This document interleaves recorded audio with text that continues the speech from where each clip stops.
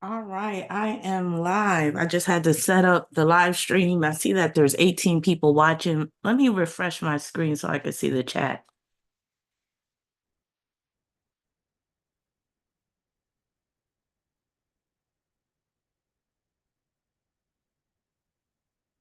I hope all of y'all are doing well. Okay, here it comes. Hold on, I gotta pull up the video on my phone too.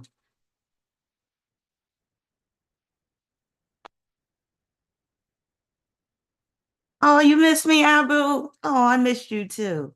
So yeah, I'll be doing your video soon. So don't worry. And as you can see, well, if you see some of the other sponsored videos, I do like to put my all into it. So sometimes it could take a while because I got other work to do too. But once I get started on like a case study or a sponsored video, a lot of time is spent just doing research on the story, on the person's life, on like, because I like to get as much information as I can so I can have a clear picture of what I'm looking at. So my readings will be rather seamless. But yeah, I'm looking forward to doing that video for you.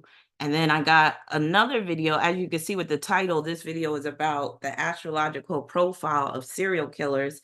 So this is a sponsored video. And then I have another sponsored video that I'll be posting. I'll probably do a live stream with it that's dealing with one serial killer in particular. Abu said, yeah, it's cool. Your Mars in the sixth makes you a perfectionist. So I understand. Yes, so you get me. And yeah, oh God, I hate making mistakes and I hate when my work looks raggedy. So yeah, and then my Mars is retrograde. So sometimes I'll hold on to stuff for a little bit longer than necessary, or I'll go over things a little bit longer than necessary, and then I still make mistakes. And it's just like, so yeah. The whole just the pains of having Mars and Gemini retrograde in the sixth house. It could be a bitch sometimes. But happy Gemini season to everybody. All my Geminis in here, happy birthday to you. It's your time to shine. Is anybody in the Gemini spirit? Are you doing any Gemini related things?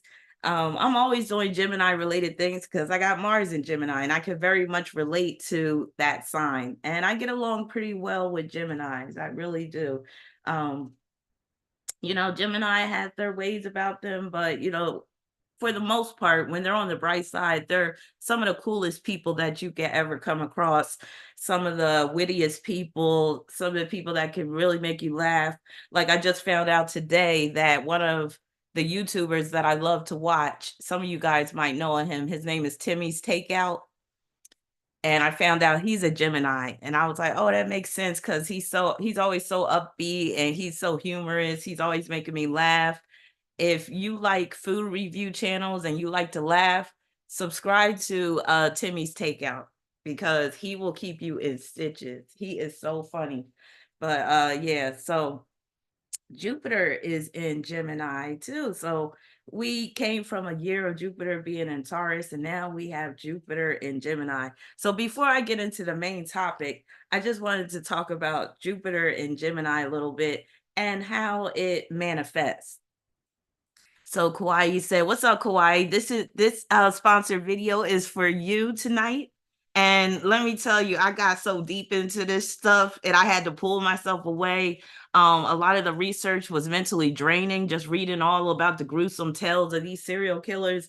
But I had a good time with the research and just learning about some of these serial killers that I never even heard about. But before I get into the serial killers, oh, and you said Jupiter and Gemini is transiting your eighth house in the next 12 months. Well, that should be exciting.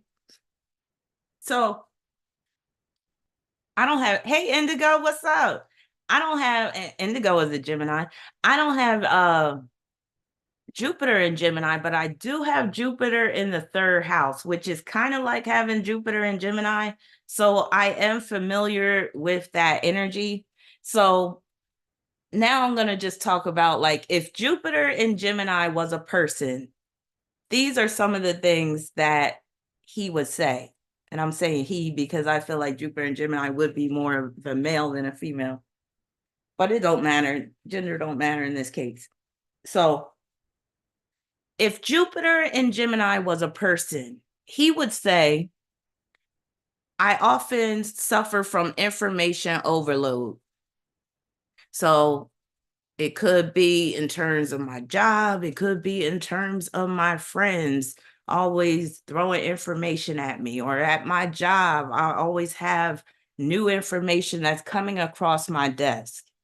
Also, I am a speaker of the truth. And mind you, I'm speaking as if Jupiter and Gemini was a person. So I am a speaker of the truth, and sometimes that ruffles feathers, but I can't help it. I got to speak the truth. I like to take long distance car rides. I like to go on car trips.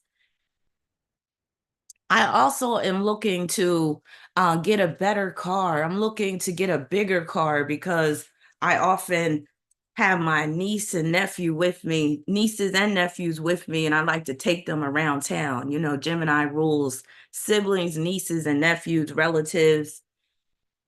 Also, I'm very much into distance learning. So I'm not really one to have to sit in a classroom all day. I rather go to school online. So the whole distance learning really appeals to me. And I am a heavy communicator. So while I'm not that much into idle chatter, I do communicate a lot. I have a lot to say because I have a lot on my mind. And sometimes I have a tendency to overthink. And sometimes, this is the part that I really hate, I suffer from intrusive thoughts. Now, sometimes I believe it's just my intuition popping off. Other times, I'm not sure where these thoughts are coming from because they're random and some of them have nothing to do with me, or at least I think. I try to be more open minded, but sometimes the way I was raised in the church can have an effect upon my viewpoint. But I do pride myself on being flexible, especially when it comes to gaining knowledge. I often like to have discussions about religion and spirituality. I like to talk about philosophy. And I do get into politics, even though it can produce heated debates and conflict amongst my friends and family members.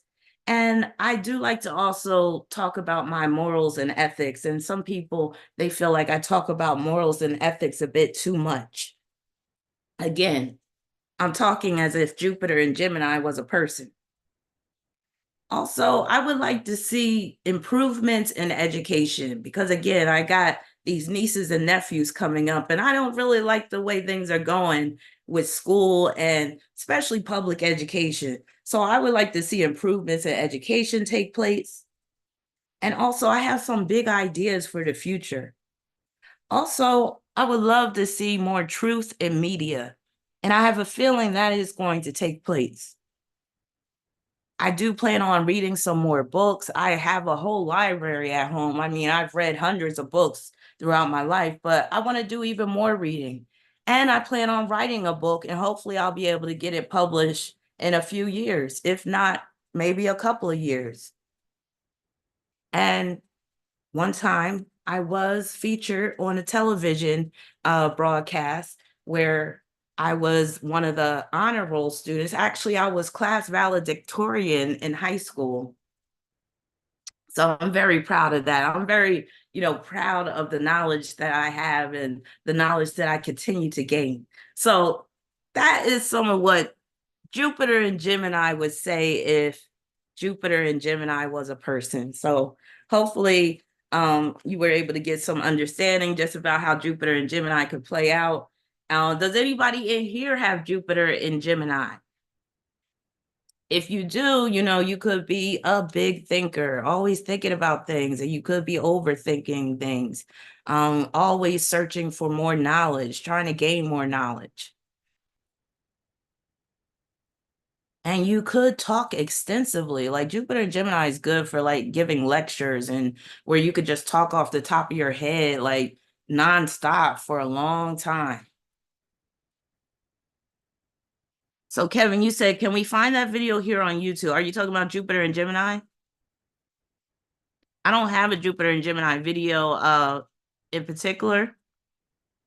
but maybe I might create one, but I'm sure you could find one from, somewhere else on YouTube, another astrologer that has information about Jupiter and Gemini.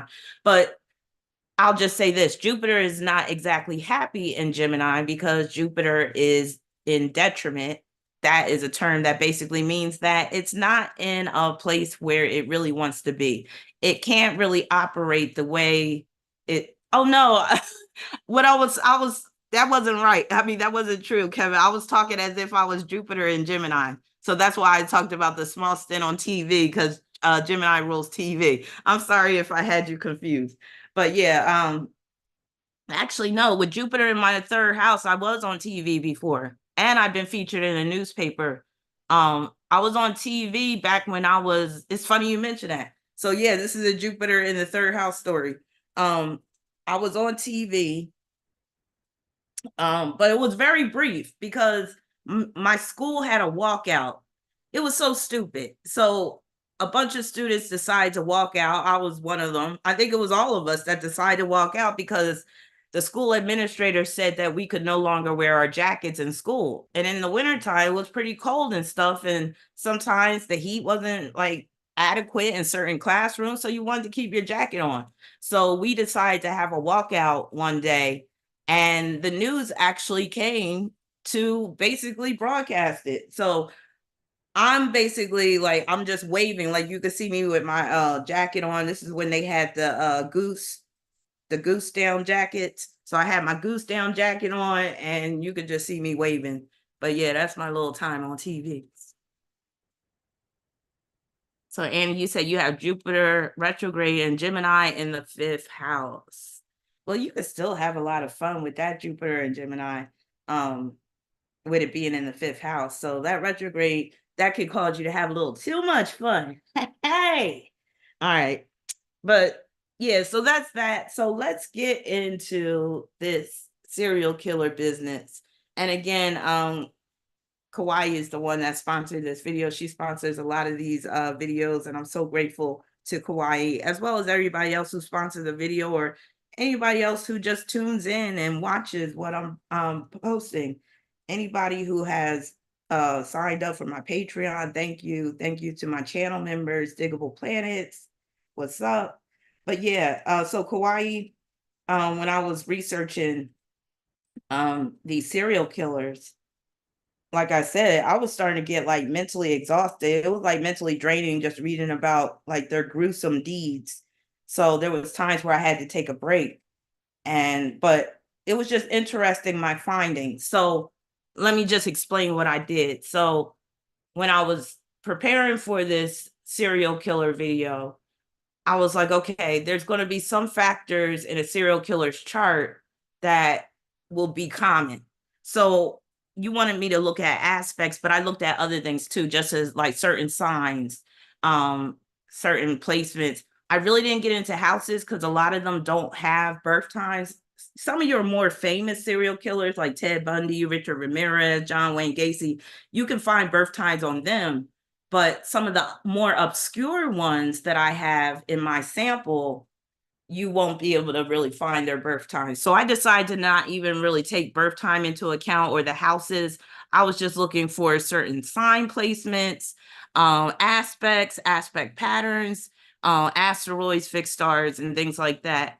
And yeah, so I really like the findings of this little sample that I have. So what I did was I decided to create a sample of 30 serial killers. Some are very known, some are not so known. And with the criteria that I chose, I just created a spreadsheet to basically show, and I'm going to pull up this spreadsheet right now. Hold on.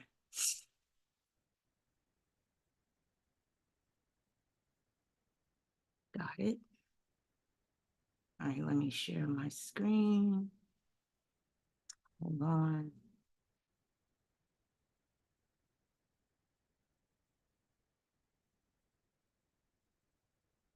Give me a second. I'm trying to share this.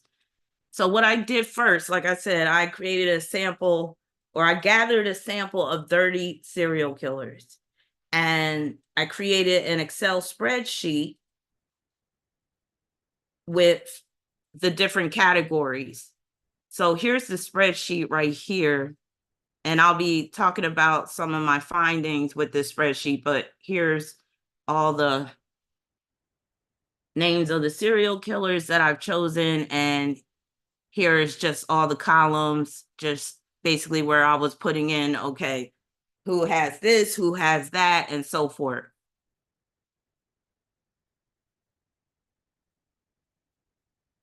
But yeah. So again, this just shows you that when I'm doing like a sponsored video, especially something extensive like this, I really get into it. I'd be like, yeah, because I really like want to approach it from a scientific perspective and all that. And that's what I did with this particular video. So let me pull up the PowerPoint presentation that I have.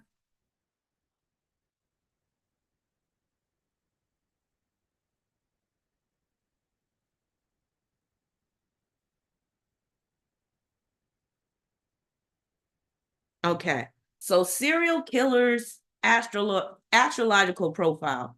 Now I want to create a poll. Let me see if I could create a poll on here. Nope, I can't. Actually, I could do it on the, I don't even know if I could do it because I'm on Zoom, but we could just do like answer 1 or 2. So while I was preparing for this video, I started to get really angry. Not so much angry with the serial killers, but angry with the justice system.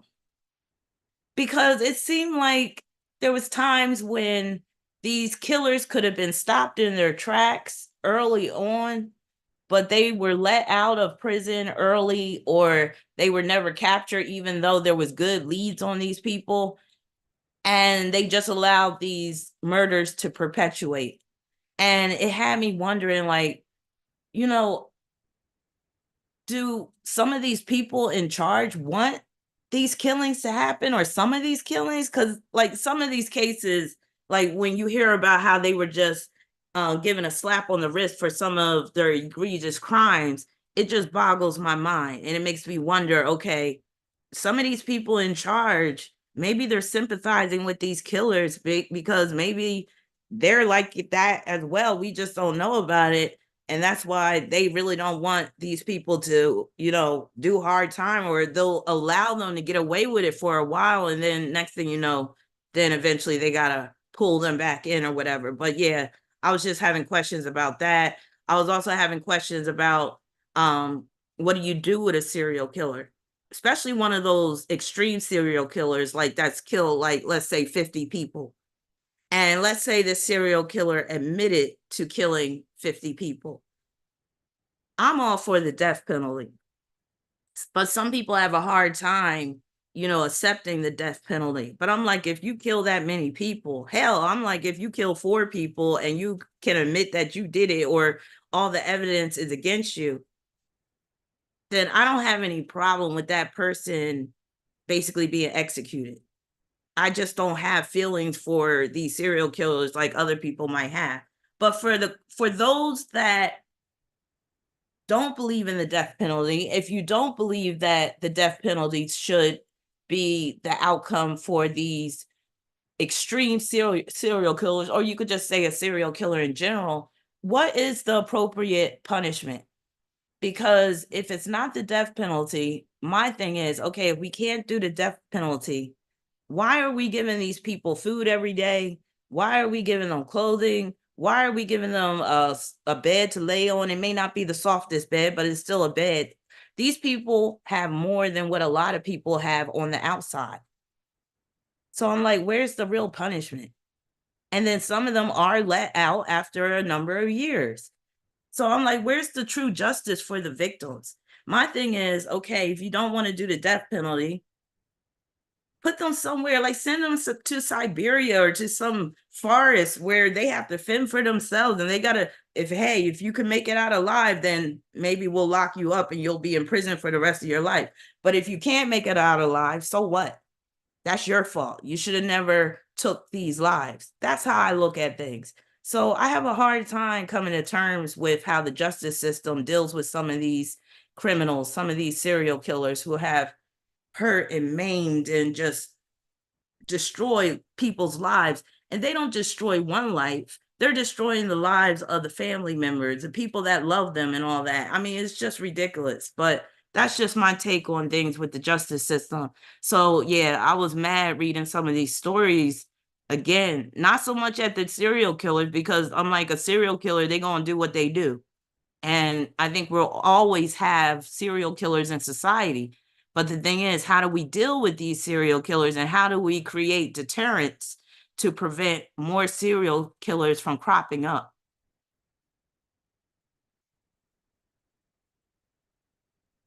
All right, let's see what some of y'all are saying before I go on. Blaze and Black Dolphin said, not all, but I can't stand most Mars and Gemini. Not you, Rahbinah, but the dark side it was. Okay, I get you. I get you. I'm not mad at that at all. Jupiter going, wow, what's up? You said, I was just about to go to sleep, but Rahbinah is tempting me to stay up. That's what I'm talking about. That's right. Stay up. Stay woke. Monique said, Gary Ridgway used to work with my godmother's husband at Kenmore Trucking. Oh my God, that's scary. When you basically can say that, yeah, this person I know, or this person in my family used to work with this person. That's scary. And that's another thing I wanted to talk about too before I get deep into this.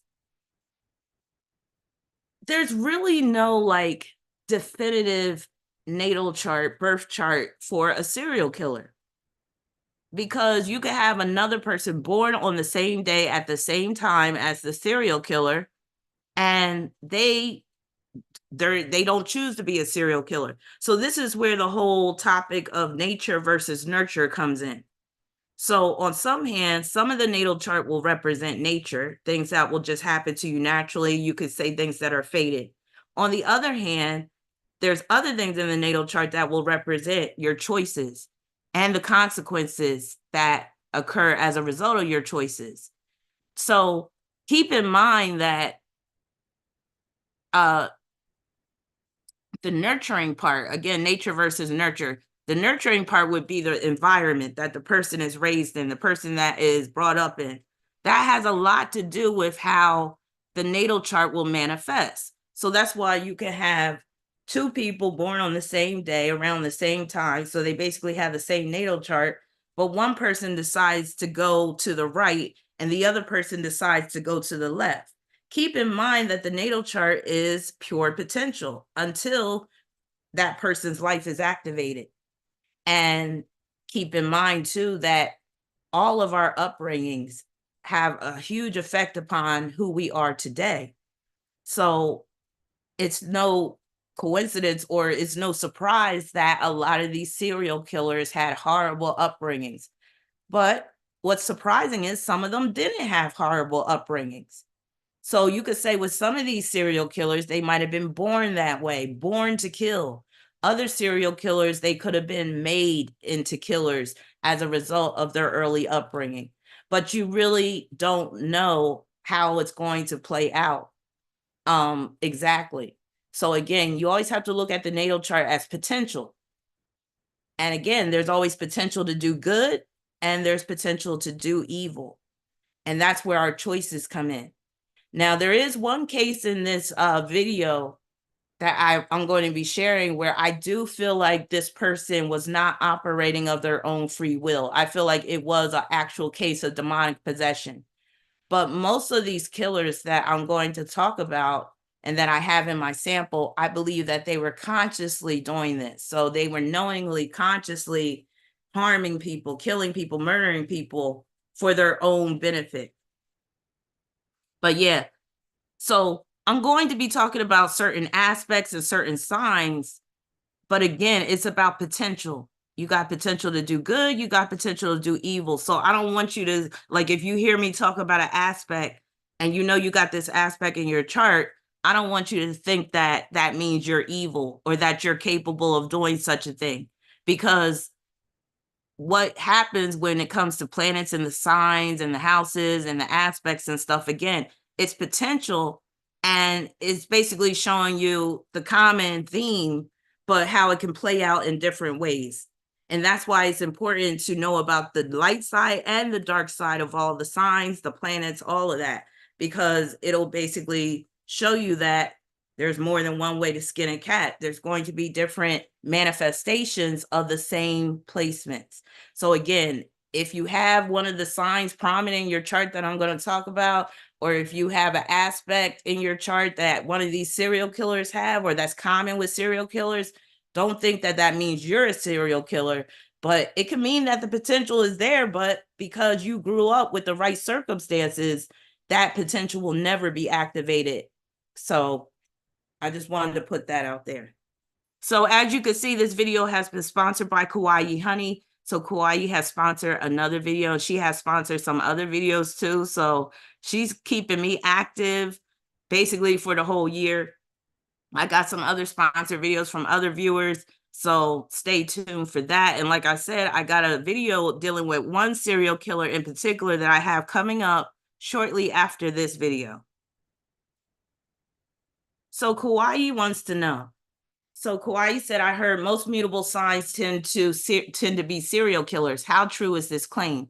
So I'll talk about my findings in the study that I was doing, where I basically took a sample of 30 serial killers, and I'll talk about what I found. What are the common astrological aspects that most serial killers possess? Do most serial killers share common asteroids and fixed stars in their chart? Okay, so those are her questions. I'll be answering the questions as I get into this reading. But first, I want to read about what makes a serial killer, and I got this from Psychology Today. While it's not always clear what motivates serial killers to commit such heinous acts, abnormal psychological processes, notably severe antisocial tendencies, are to blame. Most experts define a serial killer as someone who has murdered at least 3 people over a period of more than 1 month, with at least some cooling off time between each murder. Some criminal psychologists go further, arguing that serial killers must have a deviant psychological motive, for example, sexual gratification, that goes beyond the murder itself. But while some serial killers did appear to undergo psychotic breaks that triggered their crimes, overall, serial killers have rarely been found to be legally insane. Rather, the most consistent psychological feature among serial killers appears to be extreme antisocial behavior. They tend to lack empathy, appear incapable of remorse, show no regard for laws or social norms, and have a strong desire to revenge themselves against individuals or society at large by carrying out violent, terrifying crimes. Most serial killers demonstrate antisocial tendencies, including a lack of empathy, a disregard for laws and the rights of others, and a lack of remorse. And many meet the criteria for either psychopathy or sociopathy. Some serial killers, and basically they say that psychopaths are born and sociopaths are made. I don't know how true that is, but that's the saying. Now, some serial killers, however, have been diagnosed with psychosis, schizophrenia, or another personality disorder in addition to or instead of psychopathy. Are serial killers born or made? The question of whether serial killers are the result of nature or nurture has long fascinated psychologists. Many serial killers suffer terrible childhood abuse, suggesting an environmental component. However, antisocial personality disorder, thought to be present in many serial killers, has significant genetic roots. Thus, DNA likely influences the later development of extreme homicidal tendencies. Most serial killers have some early history of trauma or neglect, some, but not all. Also, which is what I found in my own study when I did the sample of 30. So some of them had horrible childhoods, but some of them had normal childhoods. All well-known concept, the McDonald triad posits that repeated violent offenders shared 3 early traits: animal cruelty, fire setting, and bedwetting. However, this triad of evil is not universally present among serial killers. And that's what I was saying, like, you can't just say, oh, this is a chart of a serial killer, because out of the list of 30 that I have, their charts are rather diverse, but you will see some common denominators. But even with that, there's only one section of criteria, or one of the criterion, is that how you say it? The single criterion. One of the, or I'll say one of the categories is 100%, where all 30 qualify. The rest of the categories, it's not so much, it's not that high of a percentage and compared to the 100%, but some of the categories are still rather high when it comes to statistics. So again, I put together a list of, and this is just coming from me, not coming from some other, some book I read about serial killers and astrology. This is my recipe on what would create a serial killer. So I came up with these astrological indicators.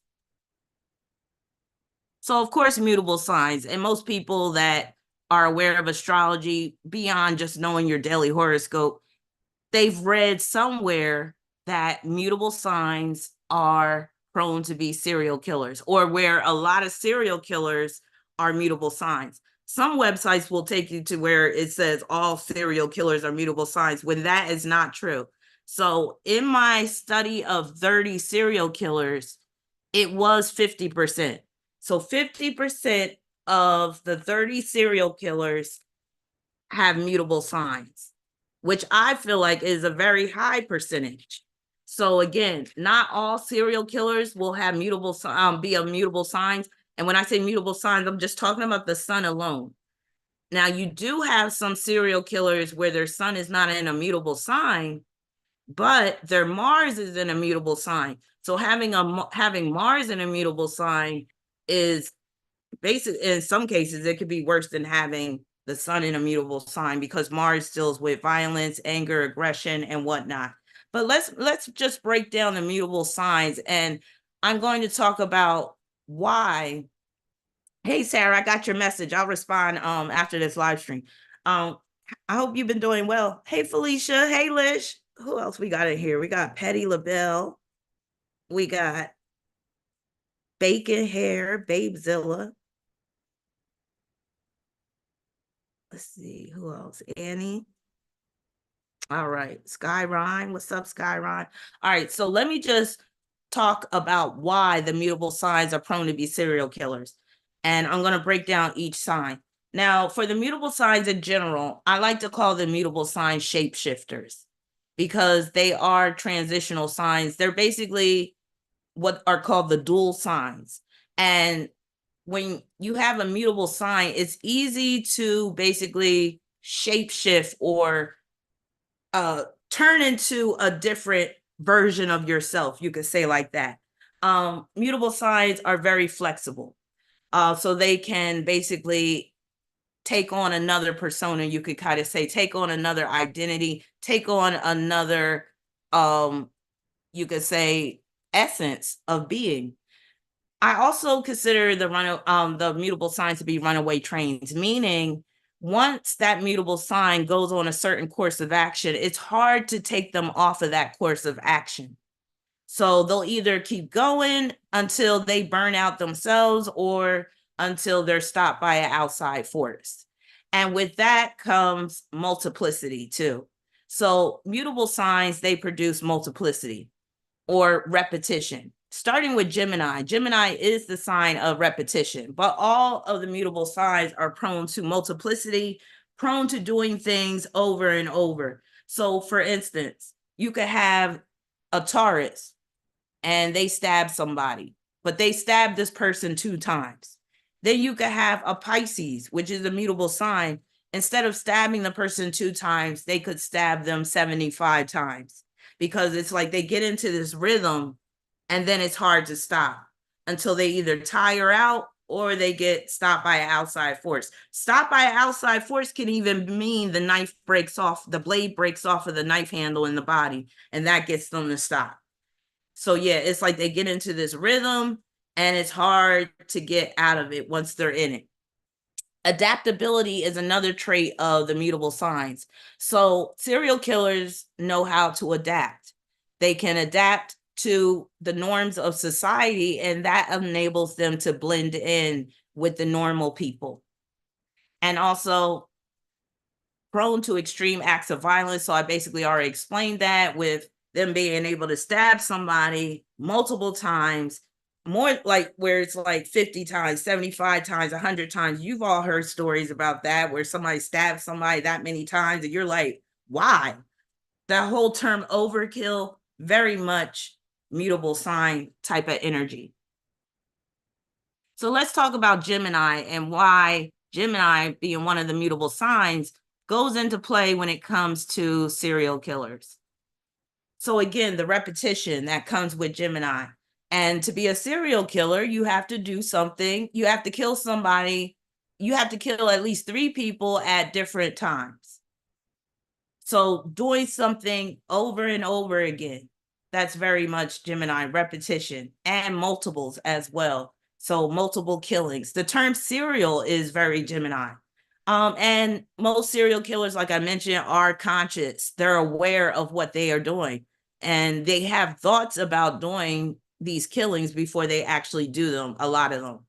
And that's what happens a lot of times. They can't control like these thoughts that are coming in, or they don't want to control them. And next thing you know, they're acting on these thoughts. And the mentality that comes with Gemini.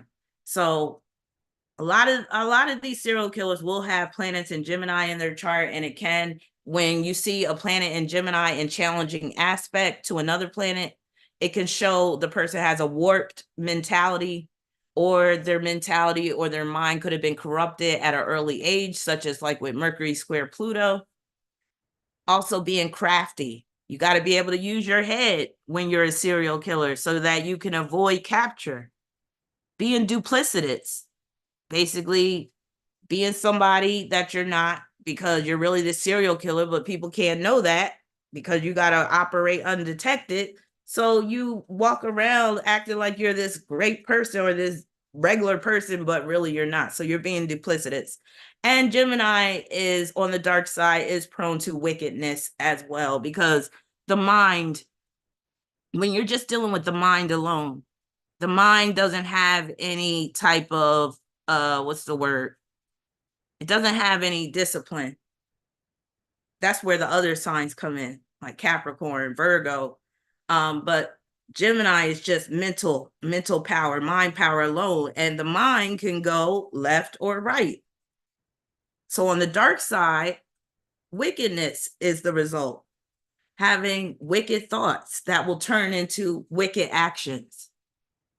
You know what they said with the United Negro College Fund? A mind is a terrible thing to waste. They need to bring those messages back. Like they need to bring those commercials back because it's so true. Virgo. So Virgo is the second mutable sign. So with Virgo, now we're dealing with insecurities. And a lot of serial killers, they are insecure. They're dealing with insecurities from the earliest part of their life. Also integration or issues with integration. So Virgo is the sign that rules integration. So again, some of the serial killers that have planets in Virgo, they're really going to be able to be integrated into society and blend in where you can't really tell that, you know, they're evil. And some of them may not even look evil if they got Virgo energy, because Virgo can produce that clean cut look.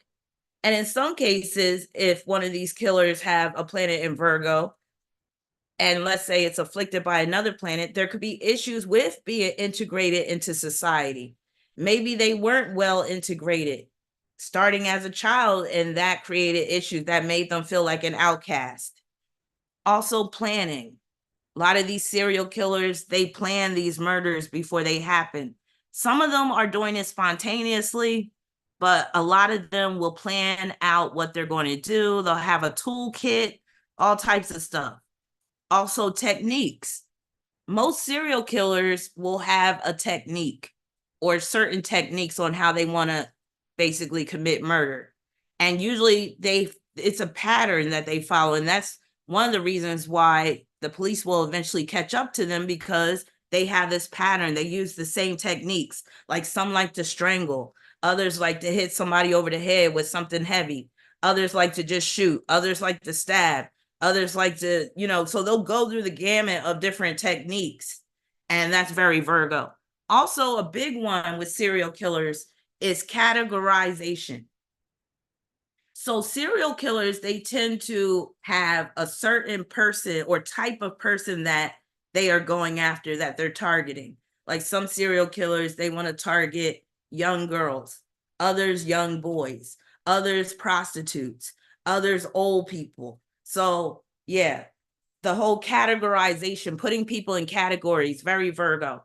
Being meddlesome, not being able to just be to yourself and mind your own business. You know, Virgo has a lot of nervous energy.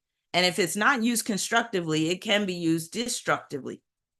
And then systematic. So a lot of serial killers have this systematic approach to the evil that they commit.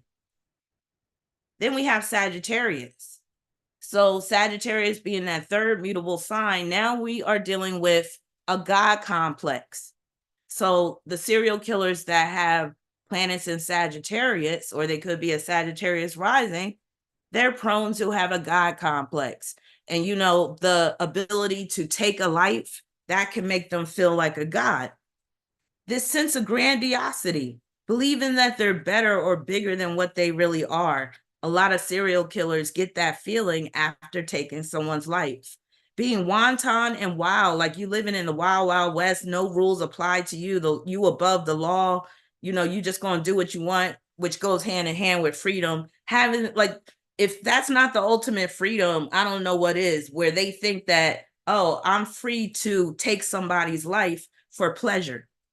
Also justice. So them having to be caught up in the justice system as a result of their crimes, but also some of them are killing because it's a sense of justice to them, because they had a messed up childhood. Now they want to mess up everybody else's life, and that's their sense of justice. You could call it vigilante justice.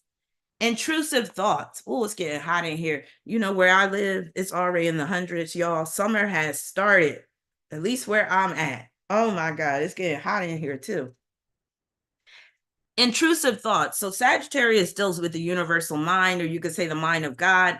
And if you have planets in Sagittarius, you could be prone to intrusive thoughts. You know, you're getting thoughts in your head telling you to go grab that lady over there and bash her over her head and do what you want with her, have your way with her. That whole term free for all, that's very Sagittarius too. So these serial killers, they think that they are having a free-for-all. Hell yeah, Kauai. It's going to be 100, at least 100 for the rest of the summer and going into October.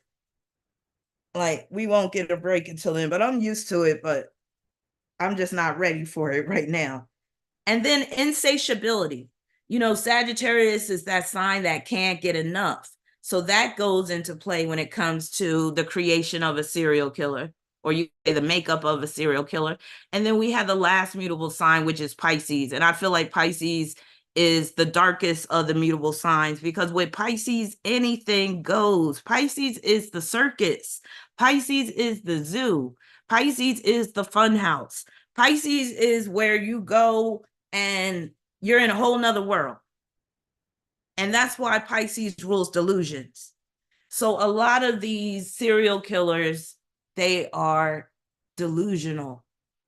And a lot of them have these fantasies that precede the murders. It starts off with fantasies, whether it's porn, or they're looking at something, or they might have saw somebody get murdered when they were young and they got aroused when they saw that. Like one of the serial killers, he said he got aroused. Like the first time he knew something was up with him was when he got aroused when his grandmother slaughtered a chicken.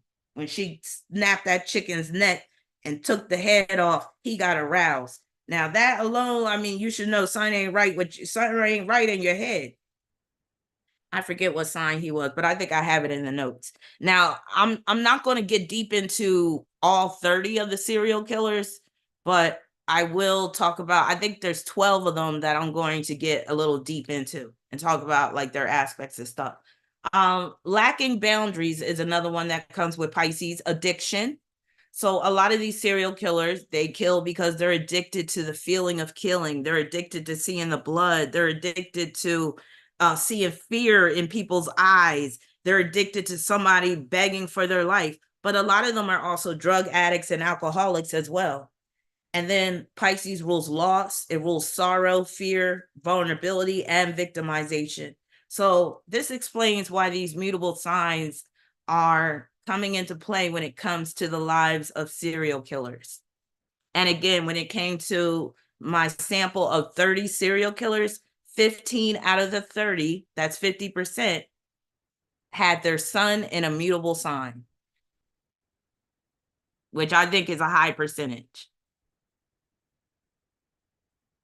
All right, so here's another astrological indicator. A planet conjoined to the south node. So let's see, what was the percentage I got with that? So the planet conjoined to the south node. 19 serial killers out of my list of 30 had a planet conjoined to their south node. 19 out of 30. I was like, wow, that's 63%. So that's one of the astrological indicators. Now, again, a lot of people have planets conjoined to their south node. I know I don't, thank God. My life has been difficult enough. But I have found that this is one of the key indicators, just like I had imagined it would be. So again, 63% of the serial killers of my sample of 30, that would be 19 out of 30, have a planet conjoined to their south node. So what this does is it can represent unresolved past life issues. It can represent past life conditioning that is very strong. Also, it can show that these people can't let go of the past, or where the past continues to haunt them. So for instance, let's take a serial killer that has Mars conjoined to their Capricorn south node. They could have grew up with a very abusive father. Father was beating them up all the time, and that past stays with them. They can't let go of that past. Heavy karmic debt. So when you have a planet conjoined to the south node, a lot of times, or most times, you are coming into this world with heavy karmic debt. Now, you could turn things around and do good deeds, but one of the things that's hard when you got a planet on the south node is that that planet is often fueling the unconscious motivations and drives that come from that south node. So if you were a killer in a past life and you got, let's say, Mercury conjoined to that south node, then it's going to be very hard for you to divorce yourself. Hey, thanks for becoming a diggable planet dust. Thank you. It's going to be hard for you to resist those unconscious motivations and drives. And again, this is where one's upbringing comes into play, because a lot of people have planets conjoined to their south node. And for a lot of those people that do have planets conjoined to their south node, the average person that has that hookup, they might have a hard time fully embracing the north node because they're very much tied to that south node existence. With these serial killers, it's basically the same way with a planet conjoined to their south node. Let's say that they have a Sagittarius south node and Jupiter is conjoined to that south node. That's going to really increase that God complex that Sagittarius produces. So unconscious motivations and drives, compulsions. So compulsive behavior, compulsions, basically you're doing something because it just feels natural and you may not even know why. And this is not excusing serial killers by any means, but it's just showing that this is one of the factors that can come into play, which can explain why a person is prone to be a certain way. Next, Mars opposition. Thank you, Sarah. Thank you for your super chat. Mars opposition. So when I was thinking about what aspects could be in a natal chart of a serial killer, I was like, definitely Mars oppositions. And then I decided to also include the Aries Libra opposition. And I'm about to tell you why. Now, let me just tell you my findings with this. Actually, I gotta stop share and pull up my spreadsheet. Hold up. So those serial killers that had either Mars opposing another planet, or they had an Aries Libra opposition in their chart, that was 20%. So 20%, no, not 20%, my bad. That was 67%. Let me type that in here to be clear. It was 20 out of 30. So 20 serial killers out of my sample of 30 had either Mars opposing a planet in their chart or their ascendant, or they had Aries, Libra opposition in their chart. And I'm about to break down why. So again, that's 67%. That is a high percentage, and for a good reason, which I'm about to break down.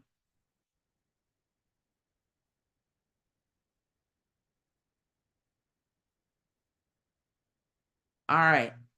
So that Aries Libra opposition and also Mars oppositions can produce a me against them type of approach to life, a me against them type of mentality. And with Libra, the enemy or the adversary. So again, serial killers are looking at the world from a perspective of it's me against them. And they're also looking at I'm the enemy, I'm the adversary, and I'm going to embrace that role. Or they could look at their victims as the enemy or adversary. And usually, if they look at their victims as the enemy or adversary, those victims are a representative of somebody in their past that did them wrong, that did them dirty or whatever. Also, Mars oppositions, as well as the Aries Libra opposition, can produce predatory drives in a person. So Mars being that predator planet. So when it's opposing another planet, or when you got the Aries Libra opposition, you could be a predator or you could be preyed upon. Also, the Mars oppositions, as well as the Aries Libra opposition, can represent searching for someone, searching, seeking, finding, which serial killers are doing. They're trying to search for their victims. They're seeking out the perfect victim, the person that's vulnerable, the person that's walking alone at night, the young child that's on the corner by themselves. They're looking for someone, and then they find them and then do their dirt. So both Mars and Aries deals with looking and searching. It also deals with hunting. And that's why the whole predatory theme comes into play. And then targeting. You know, detectives, when they talk about serial killers, they always talk about how the serial killer has a specific target. So again, targeting certain victims. The old lady getting off the bus late at night, the young girl walking home from school by herself, the little child that's by himself on the playground.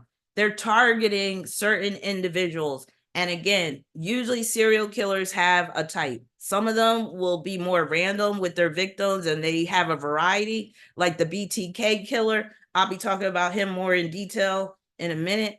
But BTK, the bind, torture, kill killer, Dennis Rader, he was one of the few serial killers that he didn't target a specific victim. He was going after everybody and on purpose so that he could go down in history as one of the most prolific, gruesome serial killers.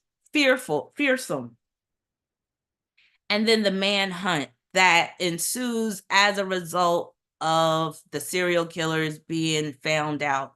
So once it's discovered, oh, there's a serial killer on the loose. Now a manhunt ensues. So Mars oppositions, Aries Libra oppositions could represent a manhunt. And it can also represent the court, the trial, the legalities, especially the Aries Libra opposition. Next, we have Aries placements alone. So not all serial killers are going to have Aries oppositions, Aries Libra oppositions, but some will just have Aries placements. And you're going to need a nice dose of Aries in a lot of cases. And these are the reasons why. So Aries is the sign of do what thou wilt. Y'all have heard of that saying, a lot of you guys, because y'all know that comes from that devil, Aleister Crowley. Well, guess what? Aleister Crowley had his North Node in Aries. So that's him basically saying, do what thou wilt. Aries is about, I'm going to do me, and I don't care if you don't like it. I'm going to look out for number one. I'm going to be on top no matter what. Aries is also that sign of uninhibited behavior. It's the sign that lacks restraint. It's the sign that is basically just do it. You know, that whole Nike saying, just do it. That's very Aries. Impulsivity. So a lot of these serial killers are suffering from a lack of impulse control. But again, that Dennis Rader, he claimed that he had impulse control, and he claimed that his cooling off periods where he wasn't killing anybody, he was like, yeah, that really benefited society. I was like, okay. Also, the selfishness and self-absorption that comes with Aries is big with serial killers, of course. The unfettered egotism, the egotism just going out of control. And of course, violence and weapons. Aries rules both violence, weapons, and anger and aggression. A lot of serial killers, they are killing with anger, or they're killing to get their anger out, to take their anger out on some innocent person, but they really want to beat their mom up, for instance. So instead of beating their mom up, because they still got an attachment to mom and they still want mom's love, they'll beat women up and kill them instead. And bestial behavior. You know, Aries is a beastful sign. It's a beast-like sign. Again, going back to Aleister Crowley, he called himself 666 the Beast. And he had that Aries North Node. So he was really embracing that Aries North Node. The dark side, that is, but he was embracing it. So bestial behavior. And again, it goes back to that uninhibited behavior where there's no self-control. Scorpio placement. Surprise, surprise. Should we be surprised that Scorpio is in this list of criteria? Of course we have to have Scorpio. Oh, but wait, let me go back. So out of the Aries,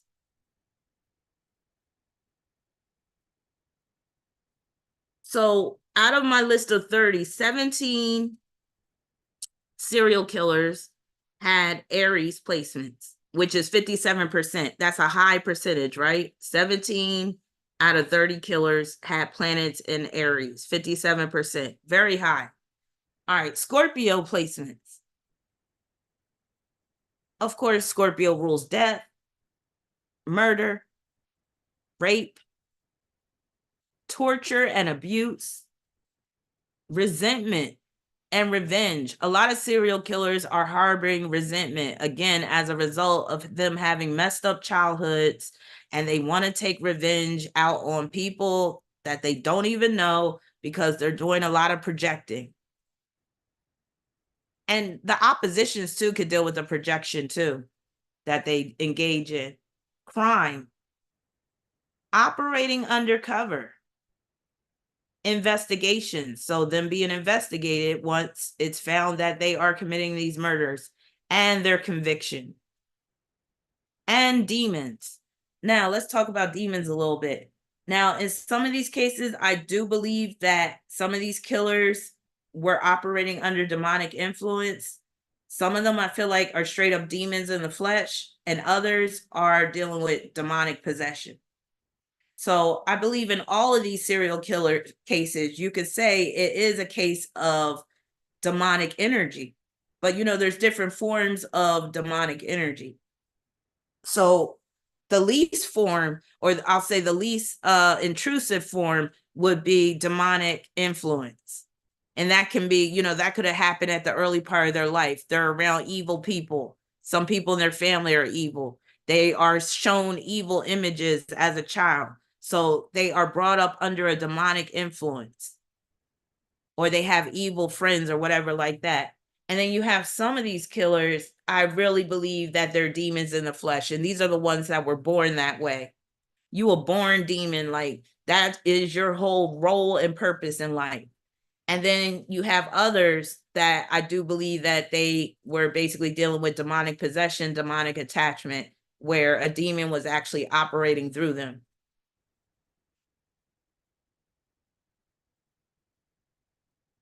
All right, so the Scorpio, out of the 30 serial killers on my list, 50% of the killers have Scorpio placements, which is very high. Anything I would say 20% or more, 20% is like moderate. But once you get into the 50%, that's high. That is a high percentage. So 15 out of 30 serial killers on my list have Scorpio placements. But what about the other 15? That just goes to show you that that's where the house placements come into play. And I don't have the birth time of all these serial killers on my list. So I can't be sure their house placements for a lot of them. But that's where house placements come into play. So for instance, a serial killer, they may not have no planets in Scorpio, but they got a stellium in the 8th house. And the 8th house operates very much like Scorpio. Or they could have Pluto having a major influence upon their life, upon their chart. And that would basically represent the lack of Scorpio energy. Because again, for a lot of these serial killers, they are going to have Scorpio placements simply because of what Scorpio represents, but not all serial killers will have planets in Scorpio.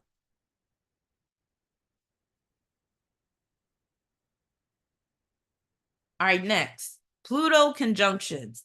So a planet that is conjoined to Pluto, that is next to Pluto, that oftentimes goes into play when it comes to serial killers. So strong, nearly irresistible temptation. So when you got a planet conjoined to Pluto, like Pluto alone deals with temptations.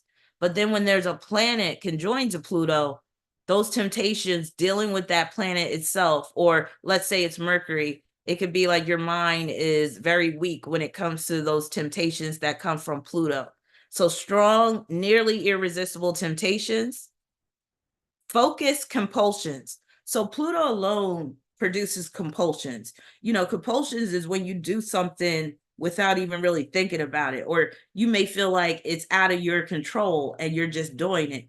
So focus compulsions, because that planet conjoined to Pluto will bring focus to the compulsions, gives more purpose to Plutonian energy. So again, Pluto, it rules Scorpio. So it's ruling all the things that I just mentioned about Scorpio. So again, let's say Venus is conjoined to Pluto. So women, which is ruled by Venus, now women are given Pluto some purpose. Death, murder is emphasized, embodied, or embraced. So when you're dealing with conjunctions in a chart, sometimes you could deal with an overemphasis of that energy, which is what it's representing, especially when it comes to the larger planet. So if we're talking about Mercury conjunct Pluto, Pluto is basically having very much influence over Mercury. So Mercury is going to be overemphasized. Same with Pluto, but it'll be a very Plutonian type of Mercury. So the person thinks in a very Plutonian type of fashion. And that part of their life is very emphasized. It's intensified, you could say. And then with some conjunctions, it's showing that you're embodying that energy. Like, this is who I am. And I'm not making any excuses for it. Take it or leave it. This is me. And then some, it's embraced. So they may not feel like, oh, this is really me. They may feel like, oh, this is one side of myself, but they embrace it. Just like, okay, Pluto, murderer. I embrace being a murderer. That's an example. Psychopathic tendencies. And again, a lot of us got planets conjoined to Pluto. I don't, thank God. No, if I did have a planet conjoined to Pluto, I'd probably be more prominent than what I am as an astrologer. But that can also bring other problems. But I don't want you to think like if you got a planet conjoined to Pluto that you're automatically prone to psychopathic tendencies, but that's one of the possible manifestations. And demonic attachment, because Pluto rules demons. So when you have a planet conjoined to Pluto, demonic attachment is easier to occur. All right. Now, did I talk about the Pluto? Okay, so out of my list of 30 serial killers, 40% of them have Pluto conjunctions, which is a rather high percent. So 12 out of the 30 serial killers have Pluto conjunctions. Pluto squares is a big one. So you could have these serial killers, they could have Moon square Pluto, Sun square Pluto, Mercury square Pluto, Mars square Pluto. Mars square Pluto is really nasty, but you got quite a few serial killers that don't have Mars square Pluto in their chart, but they got other Pluto squares. So these Pluto squares, they can play out as death, murder, destruction, corruption. So again, if we have Mercury square Pluto, the mind could have been corrupted at an early age. Abuse, power and control issues, which is the underlying reason why a lot of these serial killers commit the crimes that they commit, because they have power and control issues. Hatred. And a lot of these serial killers are filled with hate. Resentment. I might have to turn my fan on, y'all. So if y'all hear some wind blowing, it's because I have to put my fan on, because the air conditioning is not adequate. Challenge with forming healthy bonds. I'm starting to sweat. Come on, let's sweat, baby. All right. Challenge with forming healthy bonds. When you have a Pluto square, you might have a challenge with forming healthy bonds. And it could be because you have trust issues, because Pluto squares can also produce trust issues. And these trust issues could have started when the person was young. Torment, being tormented or being the tormentor. Obsessions interfere with activities or life as a whole, and that could include sex. Demonic attacks, demonic influences. And I forgot to put in here, sexual dysfunction is another possibility, or where the person is hypersexual with the Pluto square. Like if you got a personal planet like Sun, Moon, Mercury, Venus being squared by Pluto, that can play out as being hypersexual, where your sexual urges start to interfere with other areas of your life. And a plague. You know, serial killers, they are a plague upon society. So Pluto rules plagues, and that's basically how we need to look at these serial killers. So with the Pluto squares, 16 out of the 30 serial killers had planets in square to Pluto, which is a high number. So that's 53% of my sample had planets in square with Pluto. Mind you, and I'm going to go through some of the things on this serial killer list. Some of these people are fitting every category. Some of these serial killers. All right, next we have Neptune squares. So you're going to find a lot of serial killers having planets squared by Neptune. So Neptune rules secrecy. So there could be some secrecy that comes through this Neptune square. And of course, serial killers have to be about secrecy so they could get away with their crimes. Sneaky and deceptive, dishonesty, delusional, getting lost in fantasy, victimization, vulnerability, loss and sorrow, fear and worry, mental illness, imprisonment, which is a lot of times the end result for a lot of these serial killers.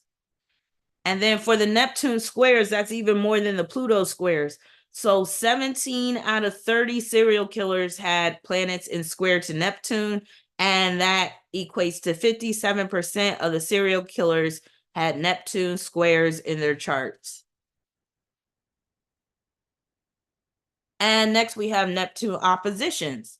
So I had a feeling that there wouldn't be too many serial killers out of my sample that had Neptune oppositions, but I still included it because when a serial killer has Neptune opposing another planet, that could be one of your more far gone serial killers where they're just like, they're not even living in this world. They're living in some fantasy world. And in that case, they might try to plead insanity in order to be acquitted, or to just be sent to a mental institution instead of prison or death. So with the Neptune oppositions, this is a person that could totally succumb to fantasies or delusions.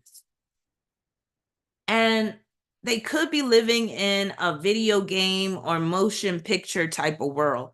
So Neptune opposition, not for everybody, but for some people, can produce like a video game or motion picture perspective. Like they're not living in the real world. They're living in a video game. And you know, when it comes to video games and movies, anything goes. That's why they're ruled by Pisces. So anything goes when it comes to video games, movies, and it's like their life is a movie. I've even heard a couple of serial killers explain that kind of like that, where it felt like they were living either in a movie or in a dream. So with the Neptune opposition, you could say dream too. They might feel like they're living in a dream world.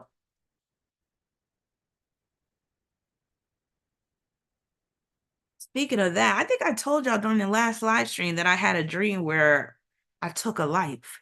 And it was some man. I forget why. I mean, I don't even know why in the dream that happened, but I was on the run. But that just shows you, like, I don't see that happening in real life, but when it comes to the dream world, anything goes. So imagine you're a person and you think your waking life is a dream.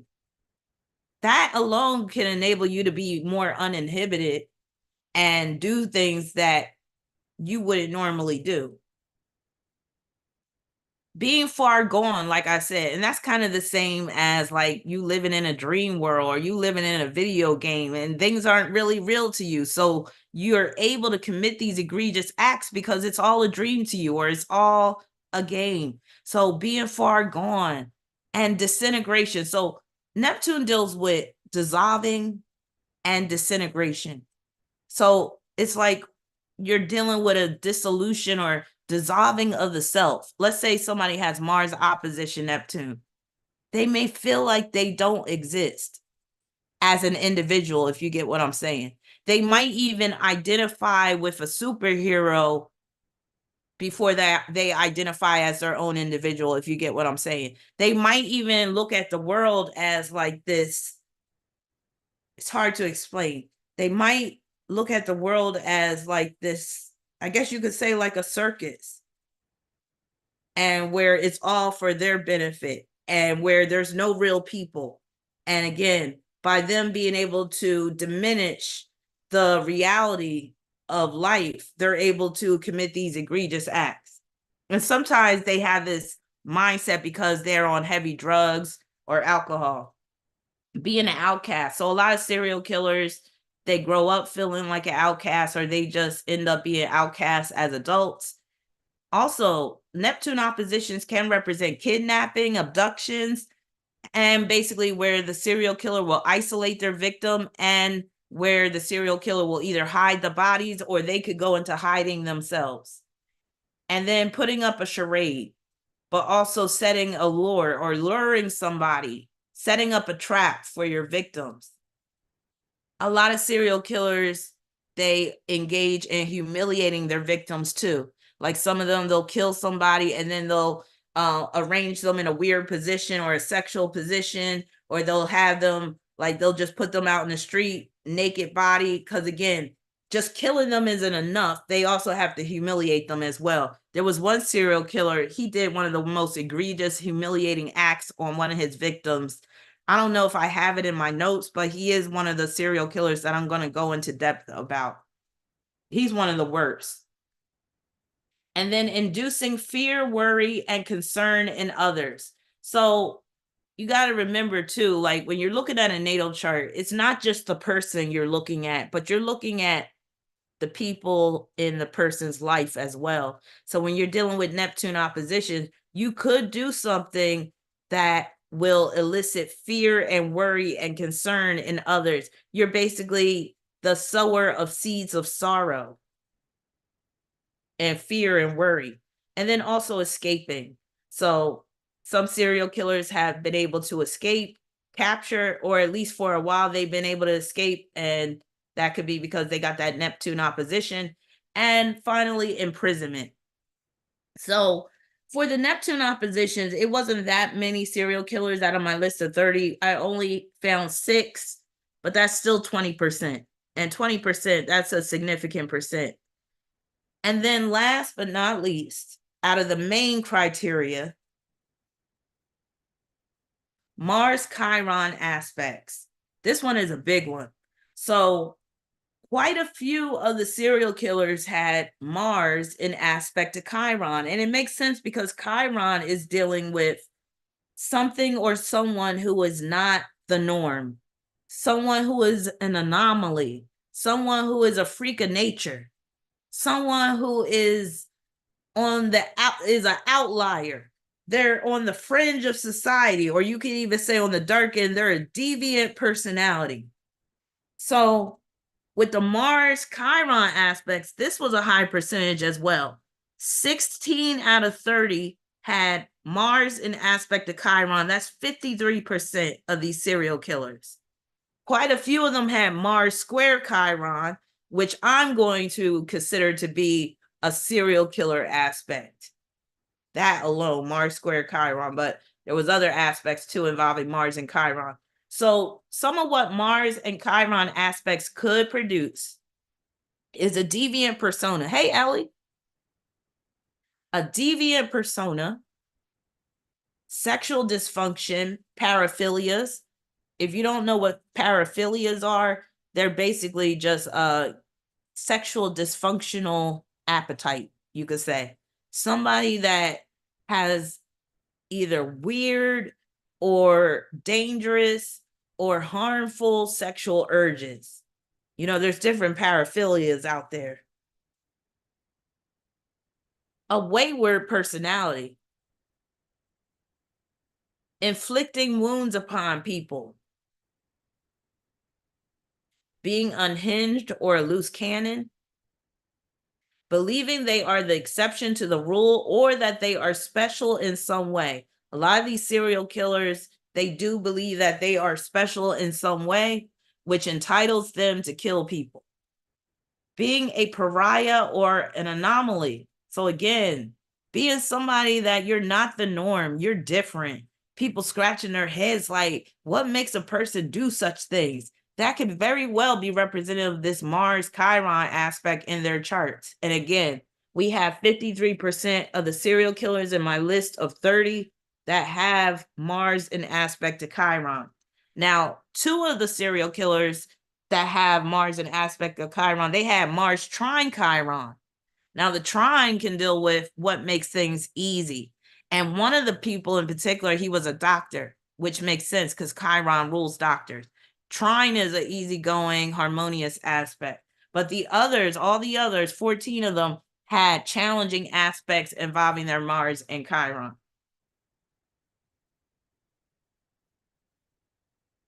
Now, numerology. So you know I had to add numerology into the mix if you know me. So I came up with some numbers. So this can apply to the birth number as well as the degrees in the chart. So I was looking for degrees in the serial killer's chart as well as their birth number I was taking into account. So the numbers that I came up with that would be prominent in a serial killer chart, they're all compound numbers. Compound meaning double digits. Because the single digit numbers, those are basically the purest form of that energy. And you could, even though you got serial killers that were born on single digits, when you get to those compound double digit numbers, they bring a little bit something extra to the energy. Case in point, you got the number 3, which is ruled by Jupiter.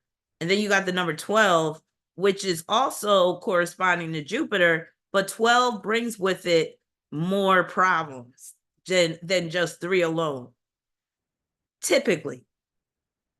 So 12 is one of the numbers and degrees that I was looking for in the serial killer's charts. So 12 is the number of sacrifice victim.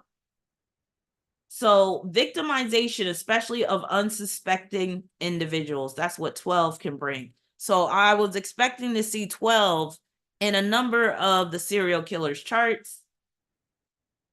Also, 12 can produce a God complex because it does correspond to Jupiter. Then 13, I was looking for 13 birth numbers and the 13th degree in the chart simply because 13 equals death. So death and destruction for 13.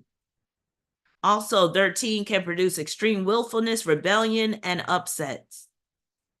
You could also say separations, which is a form of death. And then the 22nd degree. Now, if y'all watch my videos in the past, y'all already know how I be talking about that 22nd degree. What do I say? 22nd, control or be controlled, kill or be killed. And 22 can produce sudden death. It's the number of submission and caution, and it's one of the more deleterious numbers to deal with, either to be born with or to have in your natal chart. So control or be control is one of the manifestations of the 22nd, whether it's the birth number or the degree in the chart. Kill or be killed, like I said, and sudden death. And then lastly, 29. You know, I'm always harping on number 29 or the 29th degree. 29 produces grace under pressure, or is known as grace under pressure because it produces high pressure situations that need to be handled with grace. Conflicts with women are common with the 29th degree and the birth number 29, often beginning with the mother. And a lot of these serial killers, that's where it starts. It starts with the mother. In some cases, it started with the father, but more often than not, it starts with the mother. Extreme anger. So 29 can manifest as extreme anger, aggression, and violence, especially towards women. All right, now with that being said, in terms of numerology, 100% of the serial killers on my list had at least one of these numbers in their chart, or one of these degrees, or birth number. And some had multiple. So let me go to my spreadsheet and I'm going to read off some of these stats. And then we'll get into the serial killers, some of the serial killers' lives.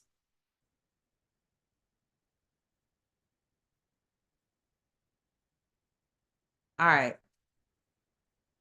So Jeffrey Dahmer, for instance, he's a Gemini, so mutable sign. He has an Aries Libra opposition. He had the 22nd degree in his chart. He had, wait a minute, why isn't this? Okay, here it is. He had Moon and Mars in Aries. Remember I told you about the Aries placement? For Scorpio, he had Neptune in Scorpio, which isn't that much.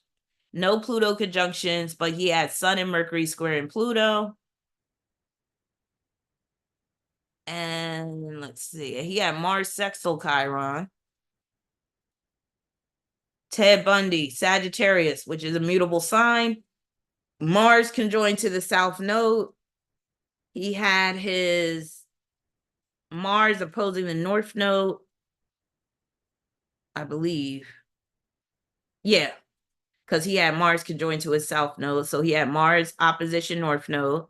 In terms of numerology, he had the 12th degree up in there, and he had the 13th degree 3 times. So he has 3 planets at the 13th degree, which is huge.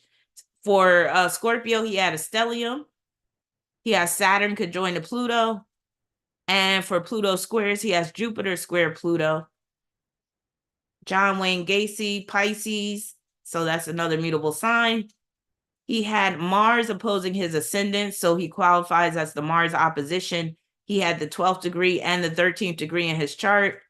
He had Pluto conjunct Chiron, and Sun and Moon opposing Neptune. Richard Ramirez, Pisces. He had Mercury conjoined to the South Node. He had an Aries Libra opposition. In terms of degrees in the chart, he has the 12th degree, the 18th degree, and the 29th degree. He has an Aries moon. There's your Aries, Neptune, and Scorpio. And for the Neptune squares, he has Venus and Mars square in Neptune. Harold Shipman, while he wasn't a mutable sign in terms of his sun, he did have Mercury conjoined to the South Node. He has Sun and Venus, Mars opposing Sun and Venus, 13th degree and 18th degree in the chart. Wait a minute, that's what I forgot to write down, the 18th degree. My bad, let me go back. We got to go back, y'all. That's the one number. I included it in my stats, but I didn't put it on the PowerPoint. Let's go back. Hold on. 18. Let me write this 18 up in here because that's a big one. Because 18 is murder itself and spiritual material conflict.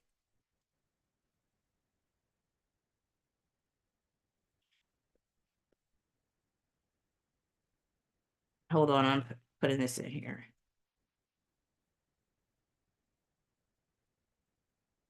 Murder. So 18, whether by birth number or degree, can manifest as murder, violence, aggression, narcissism, and hypersexuality. I thought that list looked too short. I was like, I know I got more numbers than that. So let me reshare my screen real quick and pull that up.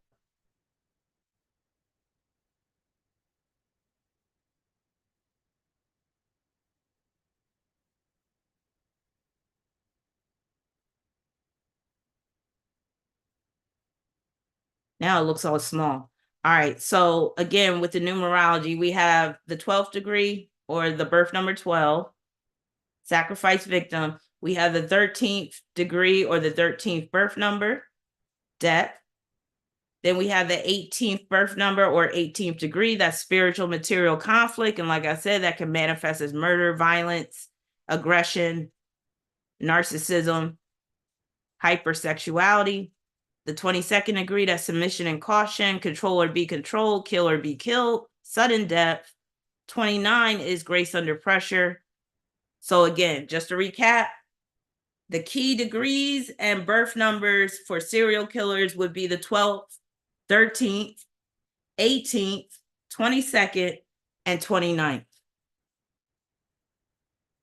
Sorry about that. I got a little carried away. Okay. Where was I at? Was I talking about Richard Ramirez? No, I'll talk about Harold Shipman.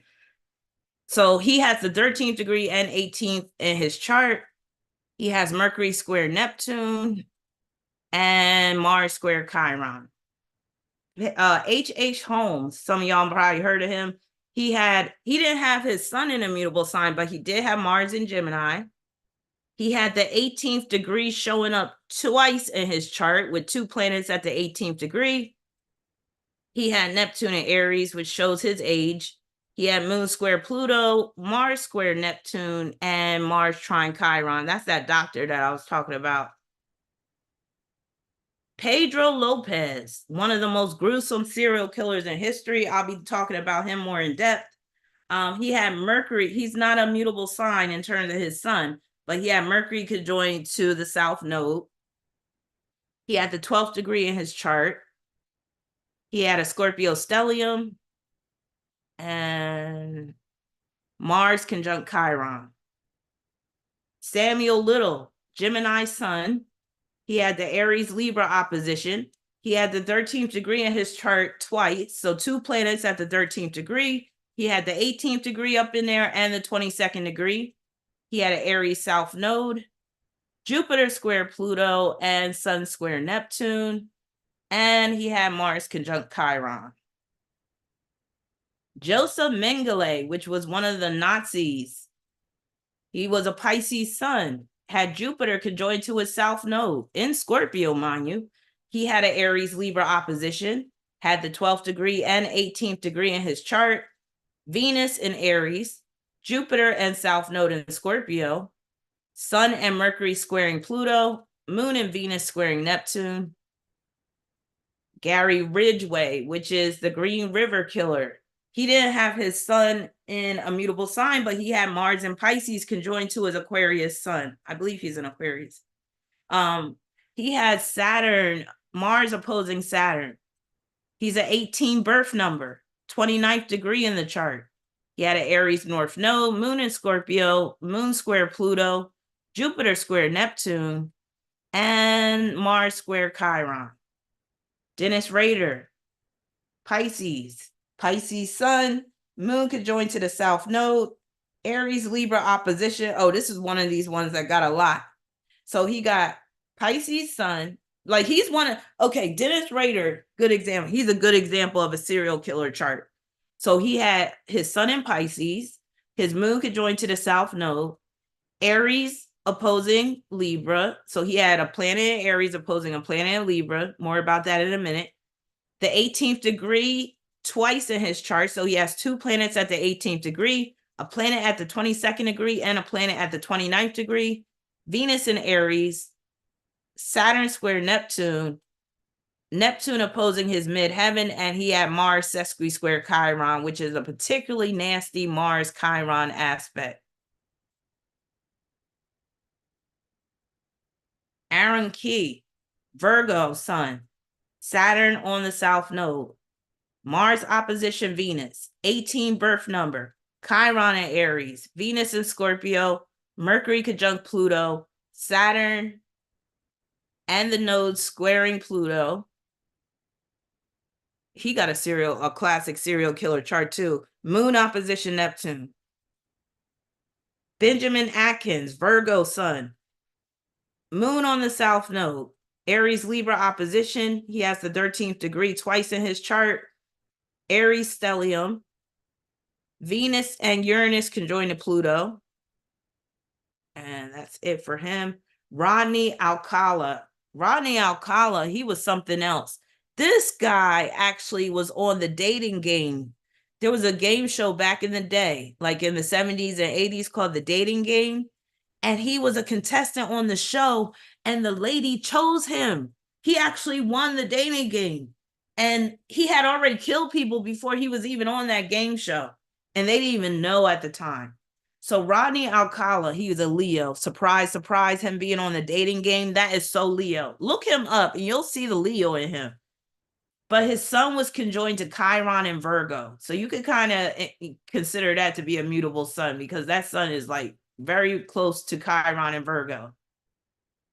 Now he had the 29th degree twice in his chart. He had Jupiter conjoined to Pluto, Saturn square Neptune, and Mars square Chiron. William Bonin, Venus conjoined to the south node. He had the 12th degree and the 18th degree in his chart. Jupiter and Chiron in Scorpio, moon conjunct Pluto, Chiron square Pluto, Sun, Mercury, and Mars square Neptune. Those are some heavy Neptune squares. Shelley Brooks. Shelley is a man, not a woman. Pluto conjoined to the south node. He had an Aries Libra opposition. He had the 13th degree in his chart, 22 birth number, 29th degree up in the chart. He had an Aries stellium, Mars and Neptune in Scorpio. South node conjoined to Pluto, and Mars sesqui square Chiron. Christopher Joseph, 22nd degree in his chart, moon and Saturn in Scorpio, Mercury, Venus, and Uranus squaring Neptune. Carol Cole. Carol is a man, not a woman. He had his sun conjoined to the south node. He had the 12th degree in his chart, 13th degree, 22nd degree, and the 29th degree. Mercury and Saturn in Aries, north node in Scorpio, Mercury square Pluto, Venus and Mars square Neptune. And then we got Dean Coral, Saturn conjoined to the south node, Mars opposition Neptune, and he had an Aries Libra opposition. He had the 12th degree in his chart. He had two planets at the 18th degree, and he had the 29th degree up in there. Then he has Saturn and the node squaring Pluto, Sun square Neptune, Mars and Jupiter opposing Neptune, and Mars trine Chiron. Richard Cottingham, Sagittarius, Mars conjunct south node, Mars opposing north node, 12th degree. He has two planets at the 13th degree, stellium. In Scorpio, Saturn conjunct Pluto, Jupiter square Pluto. And let me see, that was it for him. And then we got Larry Eiler, Sagittarius, Pluto conjoined to the south node, Mars opposition Pluto. He has 2 planets at the 12th degree, a planet at the 22nd degree, and a planet at the 29th degree. Pluto conjoined to the south node. Uranus square Neptune. We got Donald Gaskins, Pisces. Mars and Neptune conjoined to the south node. Aries Libra opposition. 12th degree is twice in his chart. So he has 2 planets at the 12th degree. He got a 13 birth number, 22nd degree in the chart. Mercury and Uranus in Aries. And he got Venus and the North Node opposing Neptune. Donald Gaskins, Pisces. Mars and Neptune conjoined to the South Node. Oh, I think I already talked about him. Robert Getz, Sagittarius, Uranus on the South Node. He has the 18th degree 3 times in his chart. So 3 planets at the 18th degree, 22nd degree as well. He has a Scorpio stellium, Mercury and Venus square Pluto, Uranus nodes and Chiron square Neptune, and Mars square Chiron. Just a few more. We got Lorenzo Gilliard, Gemini, Aries Libra opposition, 12th degree and 18th degree in the chart. Venus and North Node in Aries. Mercury square Pluto. And what else? Mars square Chiron. The rest on this list, except for 2, have Mars square Chiron. So Israel Keys has Mars square Chiron. Nathaniel White has Mars square Chiron. Wait a minute, let me see. Who is that? So no, it's Patrick Kearney has Mars square Chiron. Israel Keys has Mars square Chiron, and Nathaniel White. Israel Keys has the 13th degree in his chart, and he has 2 planets at the 29th degree. And I'll just stop there because y'all get the gist of it. But again, the highest percentage when it came to this study is the numerology. And part of it could be because, of course, I chose 5 numbers, 12, 13, 18, 22, 29. So, of course, the percentage will be high that at least one of these degrees are going to show up in the chart. But I think it's still very telling that all of them have at least one of these numbers in their chart or through birth number. And I'm trying to think. I don't think there's a single one where it was just their birth number. They all have at least 1 degree dealing with the degrees that I mentioned. And then the next high percentage would be the planet conjoined to the South Node. So we could safely assume that that's one of the chief indicators, a planet conjoined to the South Node. But again, you could have a planet on the South Node. It doesn't mean that you're a serial killer. And then also we had high percentages with the Aries placements, the Scorpio placements, Mars in aspect to Chiron, the Pluto squares, and the Neptune squares. So high percentages across the board with these criteria, except for the Neptune opposition, because that was only 20%. But the rest, we're looking at 40% or more. So Frankie said Israel Keys was the worst, in my opinion. Yeah, I've read a little bit about him. I don't have him featured in my what you call it. Hey Siobhan, you said I came to Poppage. Now my back against the wall with these placements I have in common with these people. Like I said before, it's all about potential. So if you weren't raised in a horrible setting, you didn't have parents that were like just doing all types of crazy stuff. But again, you have some serial killers where they didn't have bad upbringings, where their upbringing was rather normal and they still turned out to be a serial killer. But just keep in mind that there's different ways that these placements will manifest. And that's one of the reasons why these serial killers, they can blend in with society, because a lot of them got charts that are similar to ours. So we may not see the evil in them. Now, some of these killers, though, you could definitely judge a book by its cover with some of them, because some of them just look downright evil and crazy. But some of them, like Ted Bundy, unless you really look into his eyes, was rather unassuming in terms of his appearance. And that was a big reason why he was able to get away with his crimes. All right, so let me go back and share my screen and pull up the PowerPoint.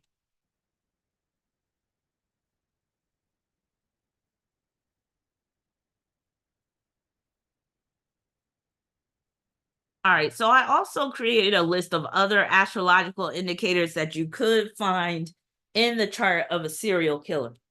So, and these aren't as common, but you might see it from time to time. And I did catch it with a couple of the charts, like this one right here, unaspected planets, especially malefics like Mars, Saturn, Pluto.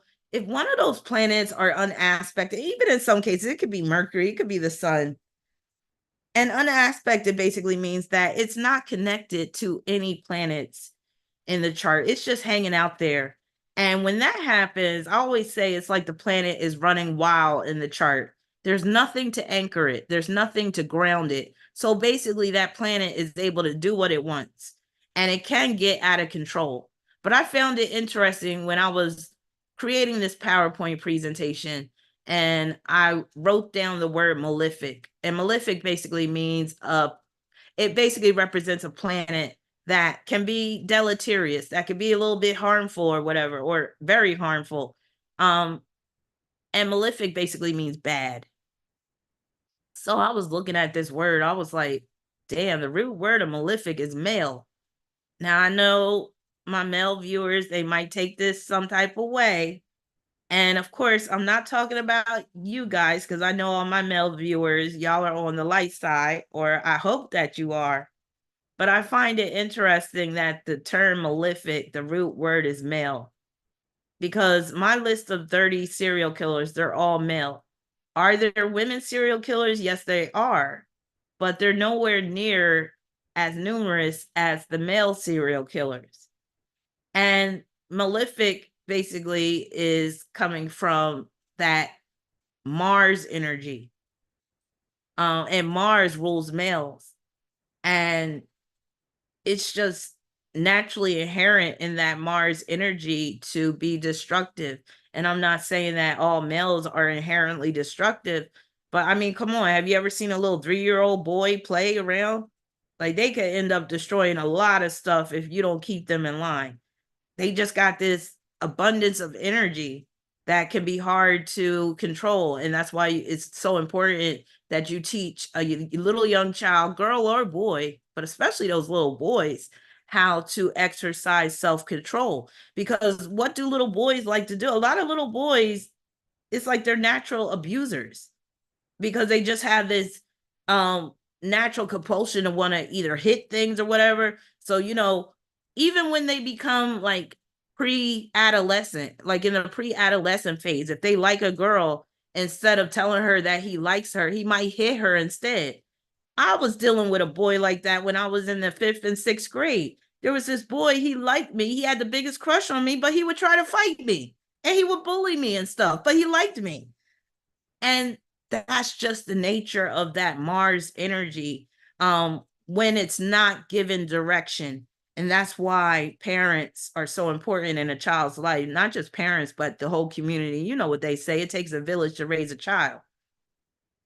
But yeah, it's that energy that's coming from the male species that always needs to be reined in, because if we let it go out of control, then all hell will break loose. And again, I'm not saying all males are prone to violent behavior and stuff like that, but it does come with the territory of Mars.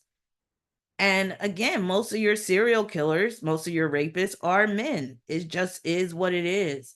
And I always say, when you see a horrible woman, usually a man made her that way, whether it was her father or her uncle that abused her when she was young or what have you. Usually it comes from a man. Now, I'm not going to be like some people. There's some people that got channels out there that like to preach about how men are evil and they are like alien species, and that the woman is the pride. I'm not that type. I'm not going to be on that where I'm that extreme, but there is something to be said about this masculine energy and how it can bring forth a great deal of destruction if it's not kept in check. So you could look at an unaspected planet. I say all this to say you could look at an unaspected planet as a little boy that's running wild, that has never been disciplined, that has never been like told to sit down and like just obey. So some serial killers will have unaspected planets in their chart. Mars squares in general, because Mars denotes conflict. So whenever you're dealing with a Mars square, there could be some conflict. It doesn't always have to be physical, but sometimes it can get physical. Some squares in particular that could be seen in a serial killer's chart, Mars square Pluto. Now that falls under the Pluto squares. So that's already included in my list of criteria, Mars square Pluto.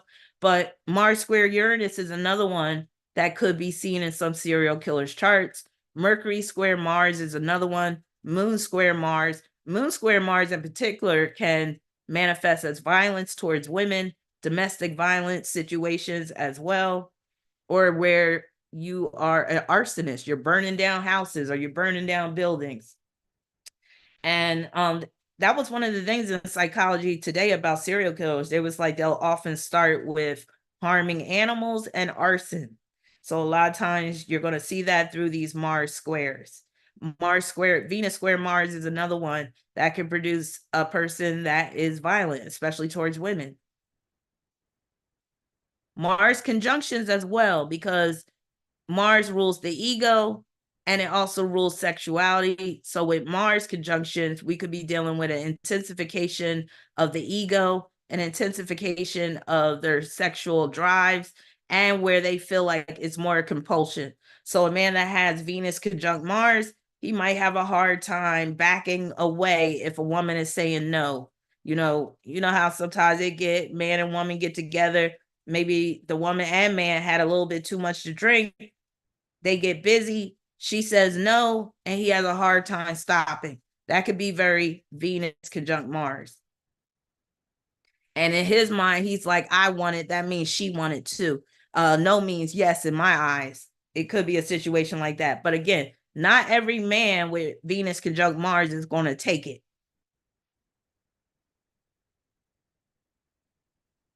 Cancer.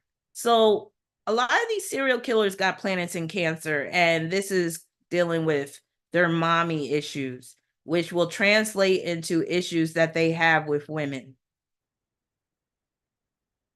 If there's Capricorn placements in the chart, they could have daddy issues, but it can also play out as sadism. They could be sadistic. Leo, if you see Leo in the chart of a serial killer, that could play out as narcissism. It can also represent children, like children might be their victims. Also power and sex. And Aquarius. You'll often see Aquarius in the chart as well. Perversion. So Aquarius rules perversions. It can also result in somebody being weird. Serial killers, they do have this sense of entitlement. So that comes from Aquarius. Also, sociopathic tendencies come from Aquarius. Shocking situations, that comes from Aquarius. Objectification and dehumanization fall under Aquarius as well. Partile aspects. Partile means it's the same degree. So partile aspects are intense. They're going to play out exactly the way they play out, and even to the extreme in some cases. Case in point, Pedro Lopez, who's one of the serial killers that I'm about to get into, he had 3 partile aspects in his chart. That's huge. And they were all conjunctions. So like one of them was Mars conjunct Chiron. They were both at the 23rd degree. That's an example of a partile aspect. When you're dealing with partile aspects, the energy of that aspect is super intense. You're welcome, Sacred Artist. I'm glad you're enjoying it. And then you're liable to see aspect patterns in a serial killer's chart, especially the Thor's hammer, very much the T-square, and even the grand trine, which is a very beneficial aspect pattern. Now, the reason why you're going to see grand trines is because the grand trine, number one, can help them blend in with society. And number two, it can produce this sense of self-containment where they can basically operate without any outside interference. And the grand trine can enable them to get away with their crimes for a number of years, or it could even result in them not getting much jail time as a result of what they've done. And then certain asteroids and fixed stars, like the asteroid Toro, which can manifest as hyper masculinity, or you could even say toxic masculinity. It can also manifest as fighting and violence. Eurydice is an asteroid that deals with death. It can also deal with stalking. Nessus, that's an asteroid of a predator, a rapist, somebody that could cause harm to you. Persephone, that's the asteroid of rape. Nemesis, that's the asteroid of an enemy or somebody that you're blaming for your problems. Hamal, Hamal is an asteroid, a fixed star that deals with violence, brutality, and cruelty. Algol, that's the demon star. It can deal with strangulation, beheading, just all manners of violence.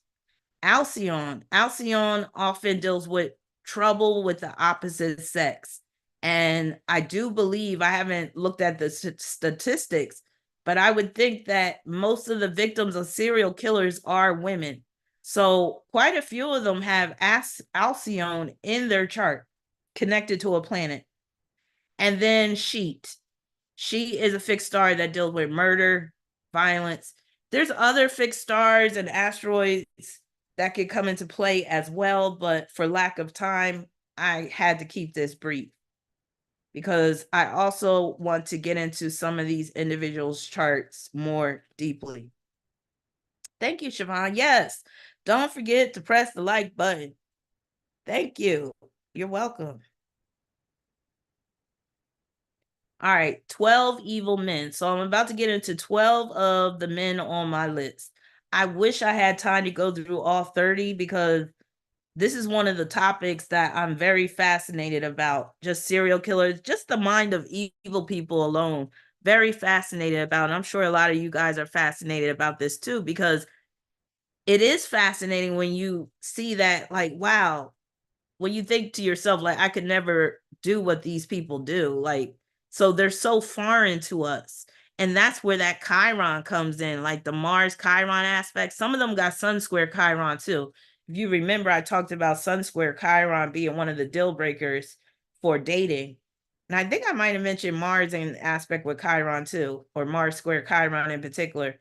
But yeah, it's the Chiron influence as well as other factors in a serial killer's chart that has you saying, like, how could a person do such things? Like, wow. And it makes you fascinated because you're just like, it's so foreign from the way you think and the way you operate that you do kind of want to learn about this stuff. So, out of my list of 12 men, I wanted to choose serial killers that killed at least 6 people. But some of them that I've chosen have killed hundreds of people. Some of these killers that I'm going to talk about are well known, such as Ted Bundy. Others, not so much. All meet the astrological criteria of a serial killer. A few of these killers were remorseful for what they did, but most of them were not. Only 2 of the killers display full-on demonic possession / attachment. And those are the ones that I am basically part of, the 2 of the ones that are on this list that I'm about to get into. All right, so first let's talk about one of the most prolific, famous serial killers in history, none other than Ted Bundy. A lot of people like to talk about Bundy, mainly because Bundy had decent looks. I'll say decent. I'm not going to say good looking, but I'll say he had decent looks. But you know what they say, the eyes are the windows to the soul. And when I look into these eyes, I see a maniac. I see a killer. I see an evil man. Even the way his mouth is tight like that, I'm seeing evil. So, but he was still able to fool quite a few women because what he would do is he would offer women rides and they trusted him because he looked a certain way, and they got into his car, and next thing you know, he's hitting them over the head with a lead pipe or whatever he was using. His method of killing, he liked to bludgeon his women victims, and all of his victims were women, if I'm not mistaken. Now, some say that it all started with him being rejected by his girlfriend, because they say all the women that he killed after that looked very much like his girlfriend. But Ted Bundy, he disagrees with that. He says, no, that wasn't the case. He was like, if you really look at these women, they really didn't look alike and stuff like that. And I agree with him in that. I think he just wanted to kill women because he was a sexual sadist type of serial killer. So this picture right here is the epitome of a Sagittarius serial killer. Look at him. This is him in court during his trial. He's whooping it up, peeking with his defense attorney, laughing. I guess they shared a little joke amongst themselves. But that is so Sagittarius, to make light of even your trial, to find something funny while you're on trial for the murder of numerous women. But that's Sagittarius. She probably had something in Sagittarius too, because they finding something very funny in that courtroom. So here's his chart right here. As you can see, he has that Scorpio stellium. He has a planet conjoined to the south node. He actually has the moon and Mars conjoined to the south node. Strong mutability in his chart with the Sagittarius and the Gemini energy. Leo rising, which contributed to him being an egomaniac. He has Saturn conjoined to Pluto, so he qualifies for one of the Pluto conjunctions. Fortunately, I was able to, his birth time is listed, so he's one of the serial killers where you really can dig deep into and really look at how things played out in his areas of life. Oh, let's look at the degrees. So he has Mars at the 13th degree. So remember, I told you that 13th degree is depth. He has a south node at the 12th degree. Remember, I said 12 is going to come into play with sacrifice victim. Pluto at the 13th degree. I've seen that 25 come into play quite a bit too. And that 25, it can make one prone to dishonesty and deception, but it can also make them very, what's the word? Analytical, where they almost have like a scientific mind. And then I've seen the 16th degree come into play too, but the main degrees, like I was saying, is 12, 13, 18, 22, and 29. So it says Theodore Robert Bundy, born Theodore Robert Cowell, November 24th, 1946 to January 24th, 1989, known as Ted Bundy, was an American serial killer. Bundy murdered numerous young women across the United States between 1974 and 1978. After more than a decade of vigorous denials, he eventually confessed to 30 murders, although the actual total of victims remains unknown. Estimates range from 29 to over 100, the general estimate being 35. Typically, Bundy would bludgeon his victims, then strangle them to death. He also engaged in rape and necrophilia. If you don't know what necrophilia is, that's having sex with a dead body. So one of the aspects that deals with the murders is his Venus in Scorpio squaring Pluto in Leo. And he also had Mars, Moon and Mars in Sagittarius, trine Saturn and Pluto in Leo. It's these trines that enable him to get away with these murders for a while. As you can see, he was active between 74 and 78. So that's 4 years of him operating unhindered.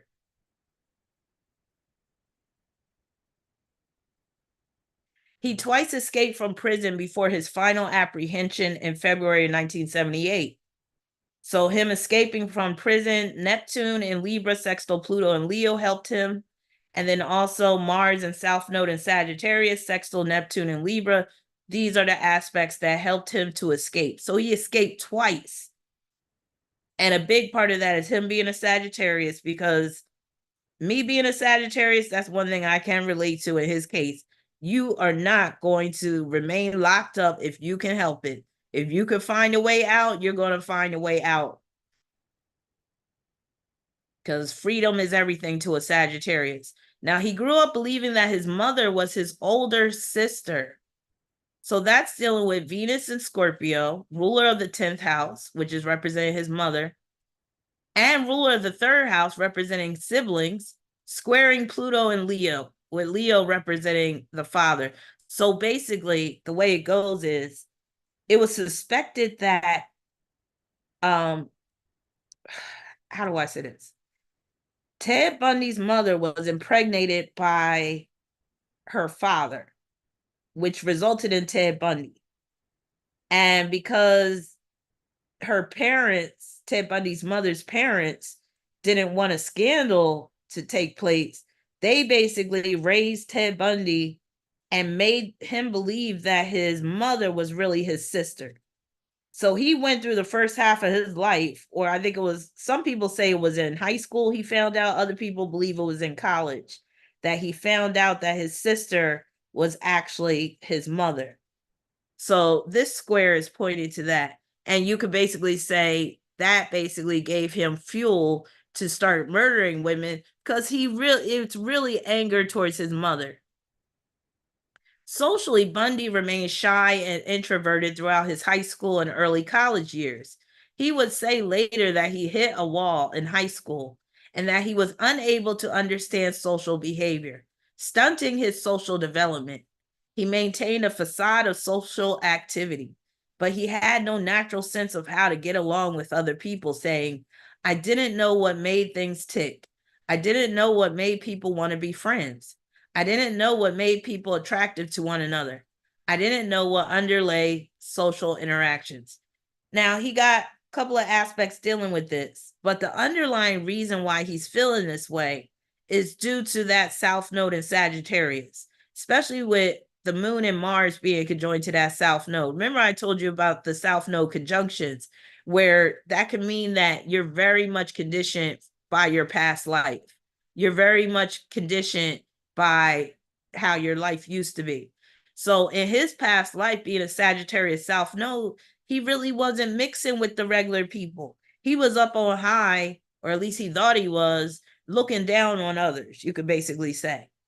He wasn't interacting with your normal, everyday, average person. So he's coming into this lifetime not really knowing how to be, not really knowing how to socialize with the average person.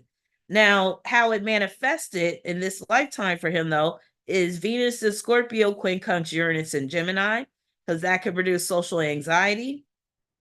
And Venus in Scorpio square Pluto in Leo, that can manifest as avoidance of social interactions. Bundy had a remarkable advantage in that his facial features were attractive, yet not especially memorable. In later years, he would often be described as chameleon-like, able to look totally different by making only minor adjustments to his appearance, growing a beard or changing his hairstyle. Now that comes from his Mars and South Node in Sagittarius, sextile Neptune in Libra, his ability to be like a chameleon.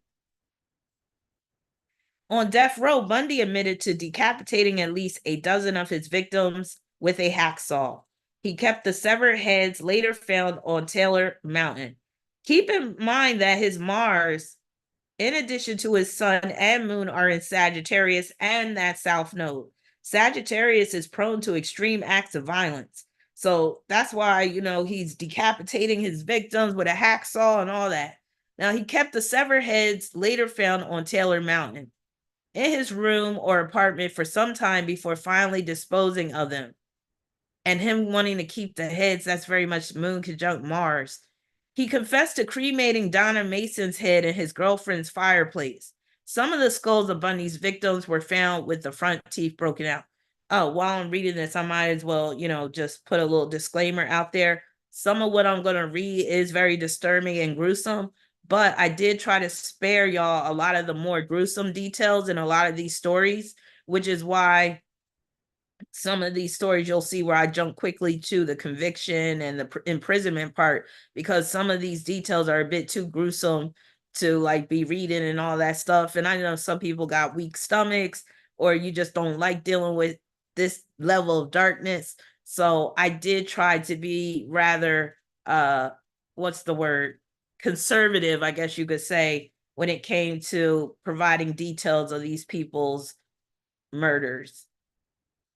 So Mars conjunct Moon and South Node in the 4th house. That's him basically wanting to keep the heads of his victims. Bundy also confessed to visiting his victims' bodies over and over again at the Taylor Mountain body dump site. He stated that he would lie with them for hours, applying makeup to their corpses and having sex with their decomposing bodies until putrefaction forced him to abandon the remains. You know what that putrefaction means? That means that the body started to decompose to a point where it was putrefied and stinking to the level where he couldn't even engage in copulation with the bodies anymore. Not long before his death, Bundy admitted to returning to the corpse of a Georgianne Hawkins for purpose of necrophilia. Now, him wanting to be all into this necrophilia, that's where the Scorpio is coming in. So he has Venus in Scorpio, quincunx Uranus in Gemini. This is him going back. Remember I said Gemini deals with repetition. Going back to the sites of these dead bodies. He can't help it. Also, Jupiter in Scorpio, quincunx North Node in Gemini. So it's the same energy. It's representing him revisiting the dead bodies. Years later, while in Florida's death row, Bundy would describe a part of himself that from a young age was fascinated by images of sex and violence. In early prison interviews, Bundy called this part of himself the entity. Now, I feel like Bundy was born this way. Even though he had the situation with his mother, him believing his mother was his sister and all that, I believe he was a born psychopath. Like, there was nothing you could do to prevent this killer from emerging from him once he got of age. And this kind of shows it right here. He's saying from a young age, he was fascinated by images of sex and violence. And he called that part of himself the entity. That's scary. Now, while still in his teens, Bundy would look through libraries for detective magazines and books on crime, focusing on sources that describe sexual violence and feature pictures of dead bodies and violent sexuality. So him looking at these pictures from magazines of death and violence, that's Mercury conjunct Venus in Scorpio, but also Venus and Jupiter in Scorpio, ruler of the 3rd house. So Venus is ruling the 3rd house, squaring Pluto in Leo. And then Chiron and Scorpio in the 3rd house, squaring Saturn in Leo. So again, these aspects are basically also just showing like this is who he is. Like he was born this way, just with a twisted mind. Moon conjunct Mars and South Node in Sagittarius, opposing the Gemini North Node as well. Him just thirsty for knowledge, but where it's dealing with violence towards women. That's very Mars conjunct Moon. Extreme violence because it's in Sagittarius. Now, the night before Bundy was executed, he gave a television interview to James Dobson, head of the evangelical Christian organization focused on the family. During the interview, Bundy made repeated claims as to the pornographic roots of his crimes. He stated that while pornography did not cause him to commit murder, the consumption of violent pornography helped shape and mold his violence into behavior too terrible to describe. He alleged that he felt that violence in the media, particularly sexualized violence, sent boys down the road to being Ted Bundy's. In the same interview, Bundy stated, "You are going to kill me, and that will protect society from me. But out there are many, many more people who are addicted to pornography, and you are doing nothing about that." So his statement about pornography is dealing with Pisces on his 8th house cuts, and he has Neptune and semi-square with the Leo ascendant. Now, I totally agree that pornography comes into play with these killers acting on their fantasies, but I also feel like he made this statement because he was trying to basically say I'm not totally a monster it's the pornography that has made me even into a more monster than what I started off as. And there's other monsters that are being created as well. I think he did that just so he wouldn't feel isolated in terms of being a serial killer. I mean, like him saying that and acting like he really had concern for humanity. Like, oh, you better keep this porn away from these boys. But I think it was just his way of like pulling other people into his own depravity and basically saying, see, a lot of these people out here could turn into me. But like he even said, he said that the pornography did not cause him to commit murder, but it did help and shape and mold his violence into behavior. Jupiter in Scorpio, co-ruler of the eighth, squaring Saturn and Pluto in Leo. That could deal with somebody that's into violent porn, or you can even say those snuff films. All right, next we got another very famous, prolific serial killer, none other than Jeffrey Dahmer. Now, I think it was last year that they came out with that Dahmer movie, and everybody was talking about Dahmer. You know, Dahmer was a household name, and everybody was revisiting the gruesome details of his murders and stuff like that. And I believe Jeffrey Dahmer is another case of a psychopath that was born, a serial killer that was born that way instead of made into one, because his childhood wasn't that upsetting. It was actually rather normal from the details that I gathered. Now, let's look into his eyes. Does he have eyes of a serial killer? This picture is kind of hard to tell because it's not very clear. I'm not really seeing killer, but I'm seeing like just there's nothing there behind the eyes. There's no life behind the eyes, which can be a sign of somebody that is deviant, a sign of somebody that is, you know, they're just not all there.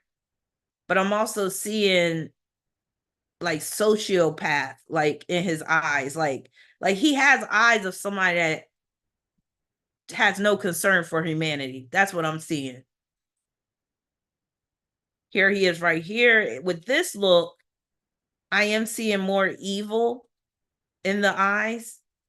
And as you can kind of see, he has the Sampaku eyes, which is a sign of, it's not a sign of evil, the Sampaku eyes, but it can mean that the person is not whole. Like there's something not healthy about the person, or there's something off with the person, or what have you. Like case in point, Michael Jackson had Sampaku eyes, and we know how disturbed he was mentally.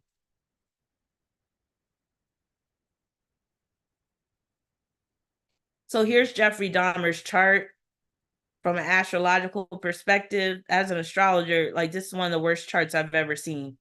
Like basically this is the chart of a serial killer straight up, like down with like from the eighth house energy to him having what's that one that I really saw? That moon in Aries squaring Saturn, the moon opposing the Libra ascendant. He has that Aries Libra opposition, like I said, which can deal with him being a predator.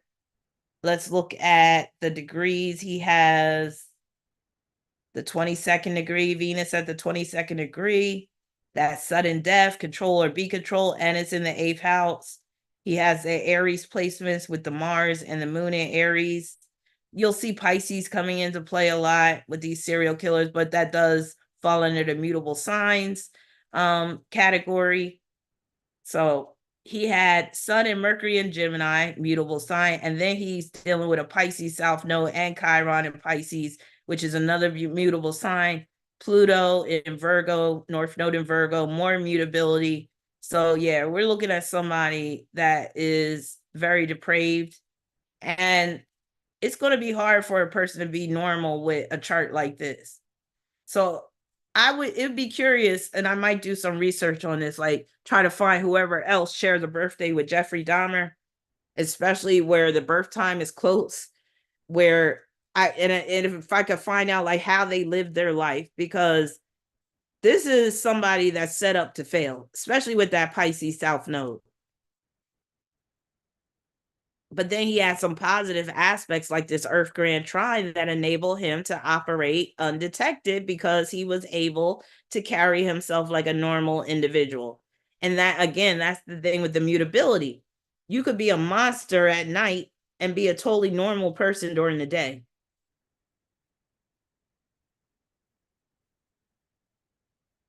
Jeffrey Lionel Dahmer was an American serial killer and sex offender. Dahmer murdered 17 men. Mind you, he has Saturn at the 17th degree. And those degrees can deal with the number of times you've done something or the number of people, what have you. So Dahmer murdered 17 men and boys between 1978 and 1991, with the majority of the murders occurring between 1987 and 1991. His murders involve rape, dismemberment, necrophilia, and cannibalism. So we have another necrophiliac. So his murders are represented by the T-square in his chart involving Sun and Mercury in Gemini. So the Sun and Mercury are squaring Chiron and Pluto. Those are heavy squares to be having with your Sun and Mercury. So when I see stuff like that, I'm like, that person was set up to fail. Now, can you be successful with those squares? Sure, you can. But you're going to have to do a lot to overcome the obstacles and the challenges that those squares can produce. He also has a Thor's hammer in his chart. He got 2 Thor's hammers to boot. And this Thor's hammer, this one in particular, is involving his moon in Aries, Saturn in Capricorn, and Pluto in Virgo. So the moon in Aries is squaring Saturn, and Saturn is forming a sesqui-square with Pluto, and the moon is forming a sesqui-square with Pluto as well. And he has the Thor's hammer involving the Sun in Gemini, Saturn in Capricorn, and Pluto in Virgo. Thor's hammers are aspect patterns that can deal with somebody doing outrageous acts or egregious acts, things that are like, wow, like where you're just like, how could you? Or where you're just like, you're shocked, you're appalled. You're looking at this person like, wow, you had the audacity. Like, I like to use that word audacity when it comes to describing the sesqui-square, which is one of the aspects of the Thor's hammer, but even the Thor's hammer itself. The Thor's hammer can also deal with gruesome attacks and murders and stuff like that. It can produce a wayward personality. It can produce an individual that is a problem for people. And his cannibalism is stemming from separation anxiety. So, and that is shown through his Venus and Taurus in the 8th house. And, you know, Taurus deals with eating, it deals with food. Squaring Uranus and Leo. So that square shows that there's something weird, there's something off, there's something odd about the way he eats or what he eats. Now, it doesn't say in particular in this chart, oh, he eats humans. But basically, this is what it's representing, especially with Venus and Taurus in the 8th. That's like you eating something that you killed. Now, of course, people hunt and kill and eat what they hunt and kill all the time. In his case, though, it is humans. And with the Leo part, that does represent males as well. You could even say these are lovers, gay lovers with Uranus and Leo that he was chomping on. But this stems from separation anxiety. So Venus square Uranus manifests as separations, right? And Jeffrey Dahmer was reported as saying that the reason why he was eating his victims was because he wanted a part of them to always be with him. He didn't want to let them go totally. And it's dealing with this aspect because Venus square Uranus can manifest as separations and separation anxiety. So that's him basically eating parts of his victims because he wanted to always have a piece of them with him. And the Earth Grand Trine, like I said before, this Earth Grand Trine, which features Venus, Saturn, and the Virgo North Node, enable him to appear normal. It enabled him to hold down the job at the chocolate factory and show up to work every day and appear unassuming. But this also helped him with, he was very crafty and stuff, like with the tools and stuff like that, and like putting things together to aid in his killings and stuff like that. Dahmer grew increasingly withdrawn and uncommunicative between the ages of 10 and 15, showing little interest in any hobbies or social interactions. He biked around his neighborhood looking for dead animals, which he dissected at home or in the woods near his home. In one instance, he put a dog's head on a stake. Though fundamentally an outcast at Revere High School, Dahmer nonetheless became something of a cult figure amongst some students due to his impressions of his mother's interior decorator who suffered from cerebral palsy. See, that alone, him making fun of somebody that has cerebral palsy and impersonating them, doing impressions of them, that just shows you that he was a sociopath from an early age. Dahmer began drinking in his teens and was an alcoholic by the time of his high school graduation. So this is dealing with the T-square in his chart. The killing of the animals, especially with Pluto being in Virgo. Virgo is representing those animals. And then also the drinking, the alcoholism. And then this T-square is representing him making fun of that, his mother's interior decorator. So Moon in Aries squaring Saturn and Capricorn, Libra ascendant. So the moon is opposing the Libra ascendant, and both the ascendant and the moon are squaring Saturn and Capricorn. When you got moon square Saturn, you might have problems with your mother, or you just may not have respect for women. You may not like women at all. And Jeffrey Dahmer was a gay male, but not all gay men are going to have moon square Saturn. But this could just show also he just didn't have any respect for humanity in general. In 1977, Lionel and Joyce Dahmer divorced. Dahmer attended the Ohio State University, but dropped out after one quarter, having failed to attend most of his classes. He was drunk for the majority of the term. Damn. That's very Sun square Chiron. So he had Sun and Mercury square Chiron, which is included in that T-square. So him being a drunk, that brought that demon out. So he was drunk for the majority of the term. Dahmer's father then forced him to enlist in the army. Dahmer did well at first, but he was discharged after 2 years because of his alcoholism. When the army discharged Dahmer in 1981, he was provided with a plane ticket to anywhere in the country. Dahmer later told police he could not go home to face his father. That's very moon square Saturn. So he headed to Miami Beach, Florida, because he was tired of the cold. He spent most of his time there at a hospital, but was soon kicked out for drinking. After coming home, he continued to drink heavily. So you see the connection? I feel like Jeffrey Dahmer was already a messed up kid, a messed up young adult. But then when you add the alcohol to the mix, now he's opening himself up to demonic possession, or you could say demonic attachment. After coming home, he continued to drink heavily, and he was arrested for drunk and disorderly conduct later in life. So again, take into account he got Sun square Chiron, which could produce a deviant individual. And then he also has Sun and Mercury square Chiron. And then he also has Sun and Mercury square Pluto.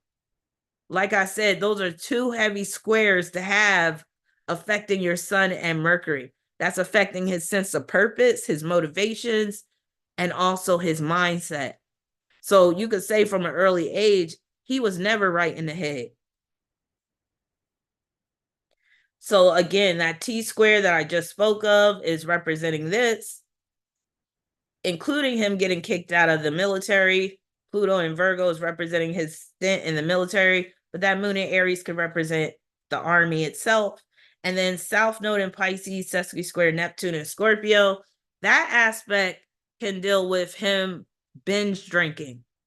So he's dealing with a Pisces South Node, which automatically makes him prone to addiction, makes him prone to be an alcoholic or a drug addict, or to be like totally like passive, or you want to just sink into oblivion.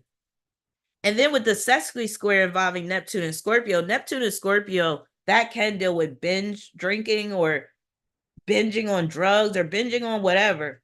And then with the sesqui square, that sesqui square can deal with a lack of self-restraint.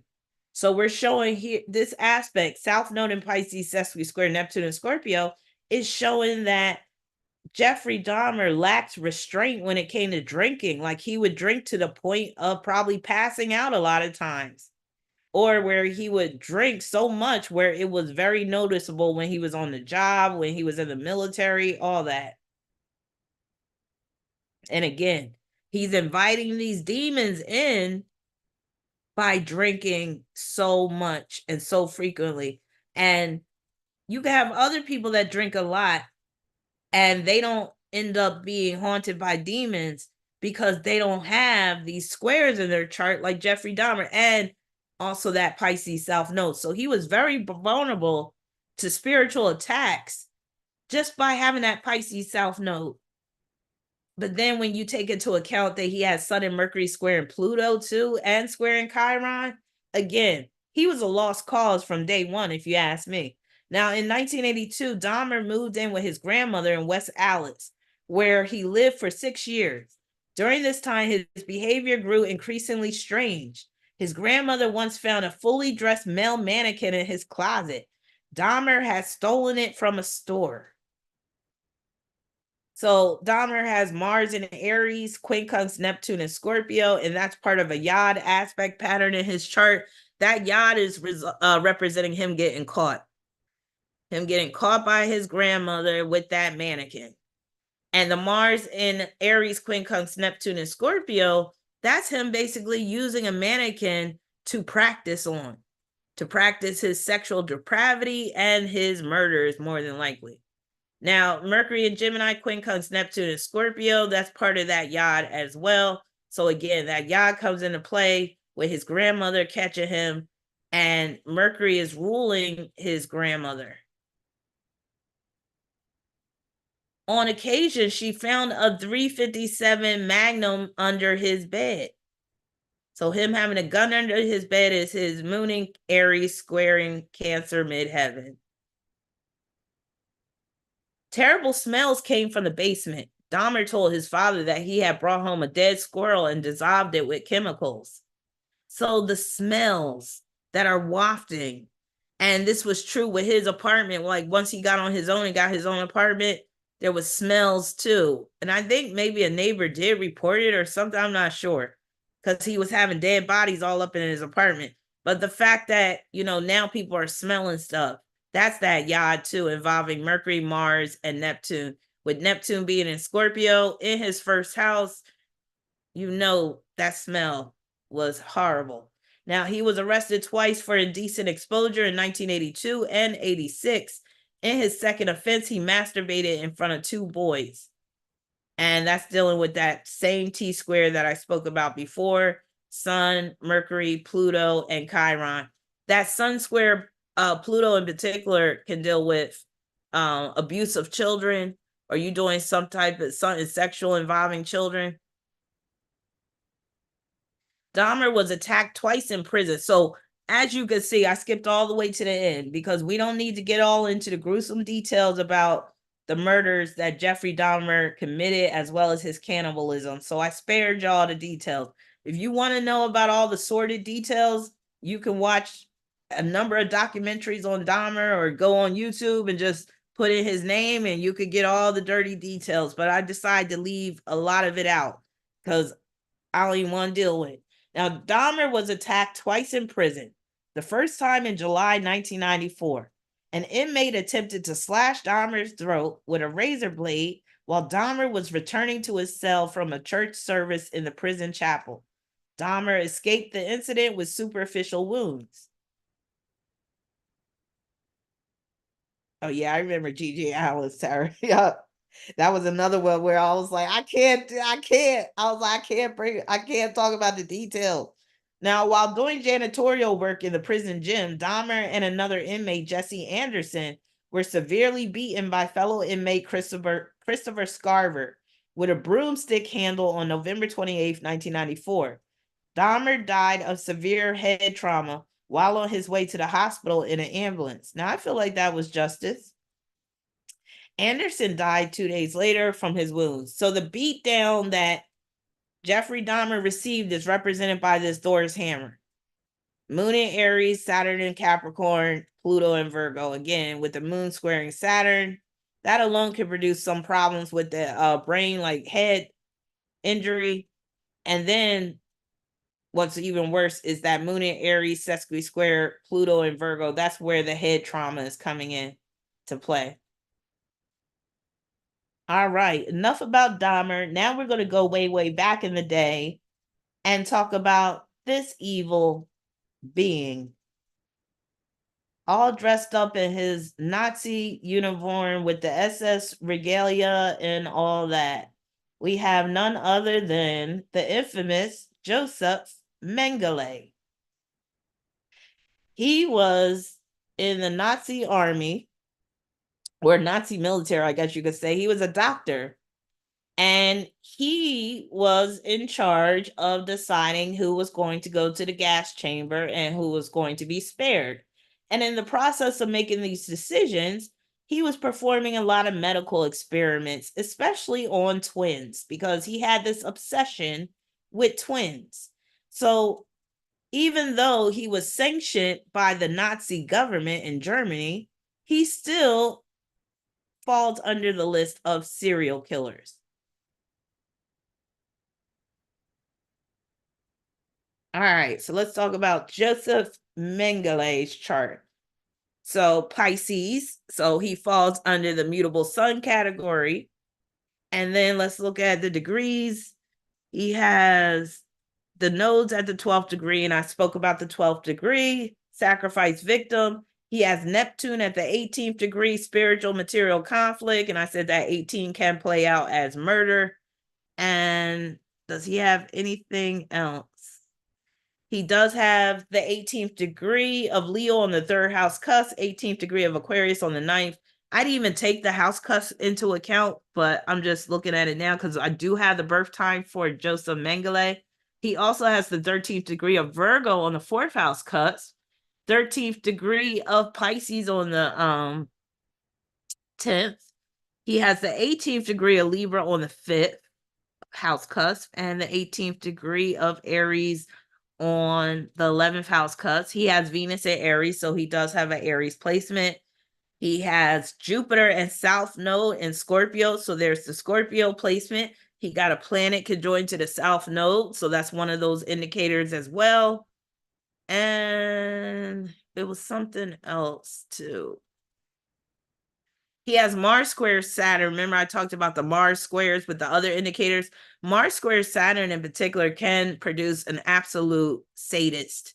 Like they could either be sadistic or masochistic or both.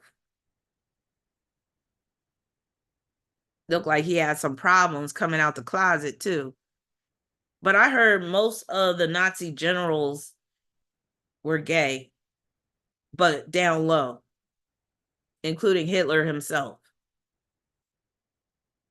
Oh, and he had that infamous Sun square Pluto. So he has Sun and Mercury square Pluto. Like Jeffrey Dahmer, they both have Sun and Mercury square Pluto. And here's that Thor's hammer. So Joseph Mengele has a Thor's hammer aspect pattern in his chart involving South Node, Jupiter, Sun, Mercury, and Pluto.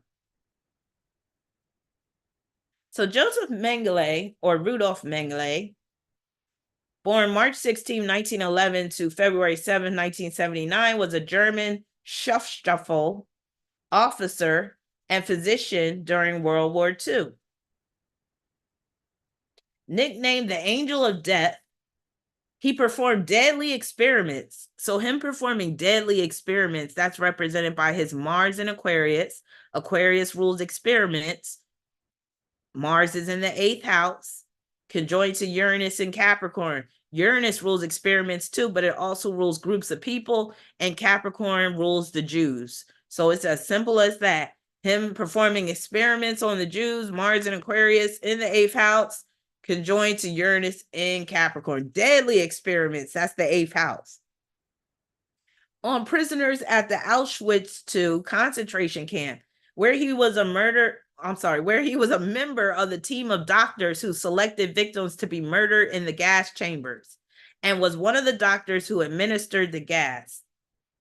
His experiments focused primarily on twins, with no regard for the health or safety of the victims.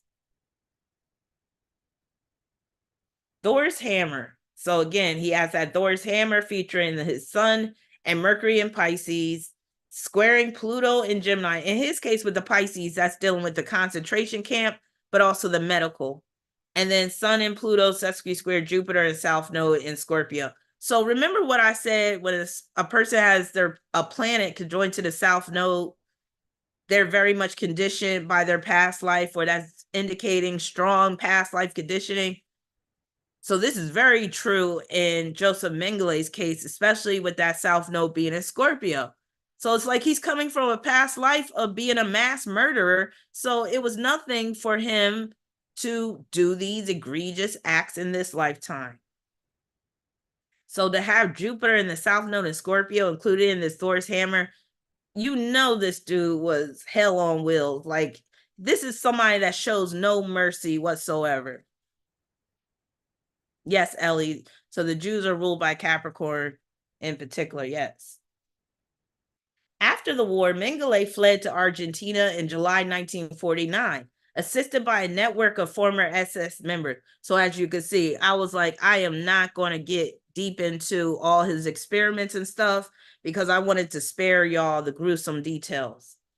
And honestly, while I was researching this, I didn't want to have to come across too much gruesome stuff myself, because this stuff isn't good for your mind.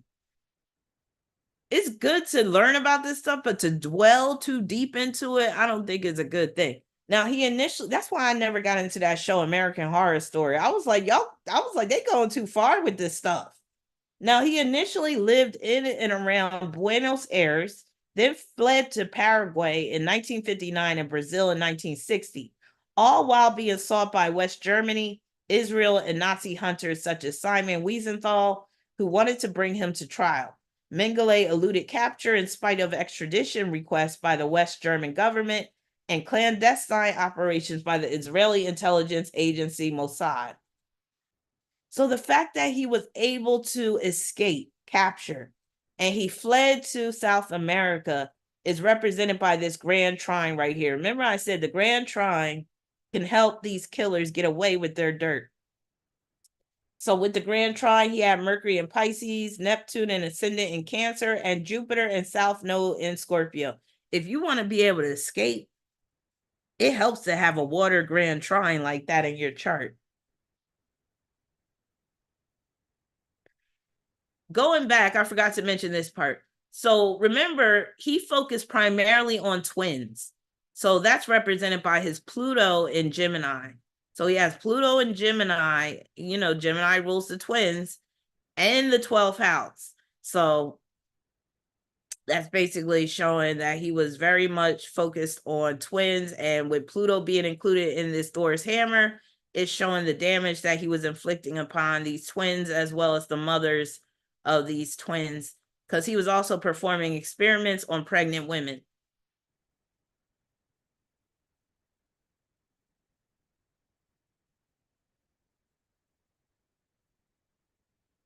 Also, the Grand Trine enabled him to operate, like to do as much evil, and he was being sanctioned by the German government.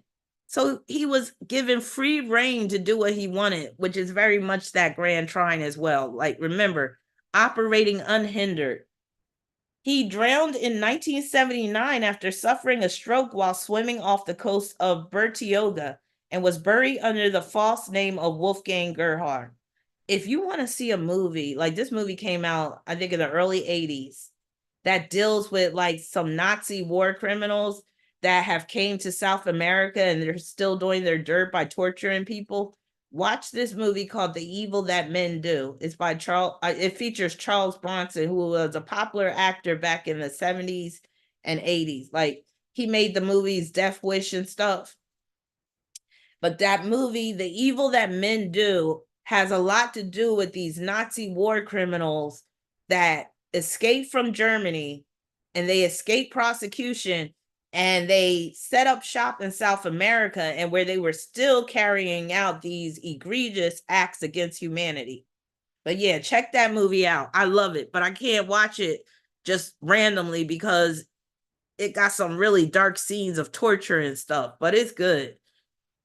It's a dark movie, very dark, but it deals with the truth because this stuff still be going on. Now, him drowning, him being buried under the false name, that's his Mars and Aquarius squaring Saturn and Taurus, but that's also dealing with the stroke that he had. The Mars and Aquarius semi-square Pisces midheaven is also dealing with him drowning. And then he had a T-square involving the moon in Libra, Venus in Aries, and Neptune in Cancer. That contributed to his drowning as well. This is the main drowning aspect, this T-square, this aspect pattern. But that Mars in Aquarius semi-square Pisces midheaven, that also deals with him being in hiding, trying to hide out and avoid capture. Now, it said he was capable of being so kind to the children to have them become fond of him, to bring them sugar, to think of small details in their daily lives, and to do things we would generally admire. And then next to that, the crematoria smoke, and these children, tomorrow or in a half hour, he's going to send them there. Well, that is where the anomaly lay. So he was able to come across with the children as this nice guy, giving them sweets and stuff, just so I guess he would have them not being upset so he could, like, I don't know. But I'm just like, wow. But that's his Sun and Mercury in Pisces trying to Neptune and Cancer. The fact that he could come across as this nice guy giving the kids candy and whatnot. In his 1986 book, Lifton described Mengele as sadistic, lacking empathy, and extremely anti-Semitic, believing the Jews should be eliminated as an inferior and dangerous race. He also believed that he was responsible for an unknown number of deaths via other experiments, lethal injections, beatings, and shootings. So all of that is represented by his Mars in Aquarius conjunct Uranus and Capricorn. Again, that's him performing experiments on the Jews, but also where he's basically targeting them as being this group of people that are the enemy, with Uranus being in that 7th house. And then Uranus is co-rule of the 8th. And then he also had Uranus quincunx Pluto. That's him basically performing these experiments that sometimes resulted in death. And that's also him basically exercising his will, where he's saying, okay, this person's allowed to live, this person has to die, and whatnot. Also, the moon in Libra square ascendant and Neptune I'm sorry, that's supposed to say moon in Aries, I believe. Let me go back to his chart. I knew I would be making mistakes because there's so much information in here. Moon in Libra. Oh, yeah, moon in Libra. My bad. It was square in the Cancer ascendant. That could show issues that he has with a certain race of people.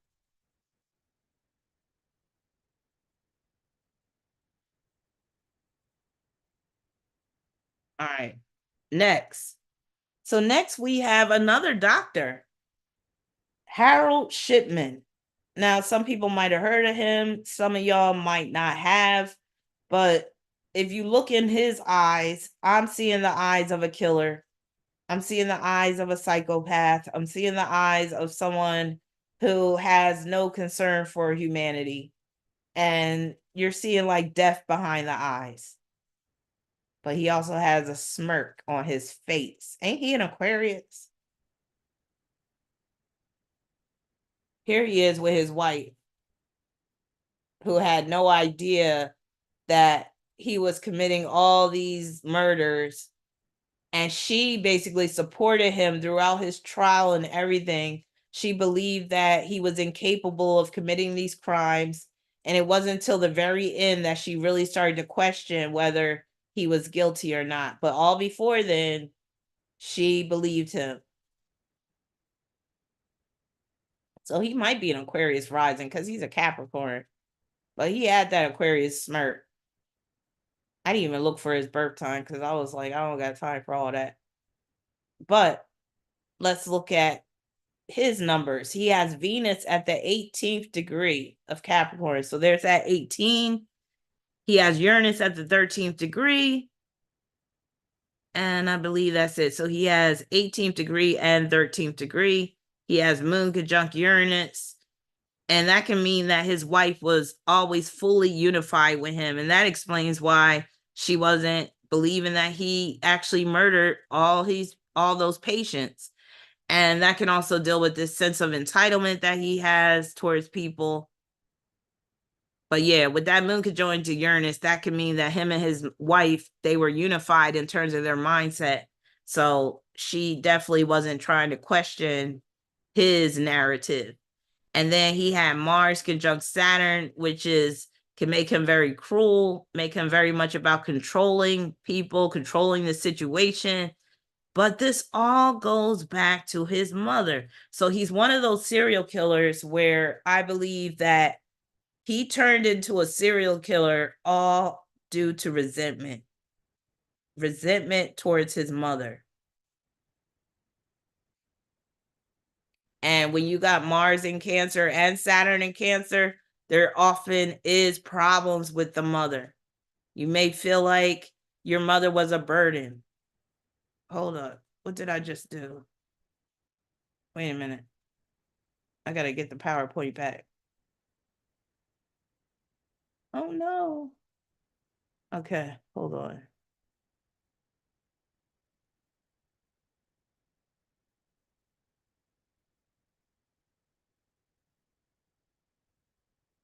Okay.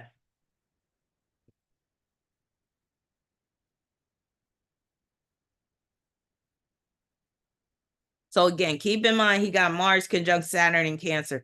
Now, Harold Frederick Shipman, known to acquaintances as Fred Shipman, was an English general practitioner and serial killer. He is considered to be one of the most prolific serial killers in modern history, with an estimated 250 victims. So he's one of those serial killers that just kept killing and killing and killing with impunity.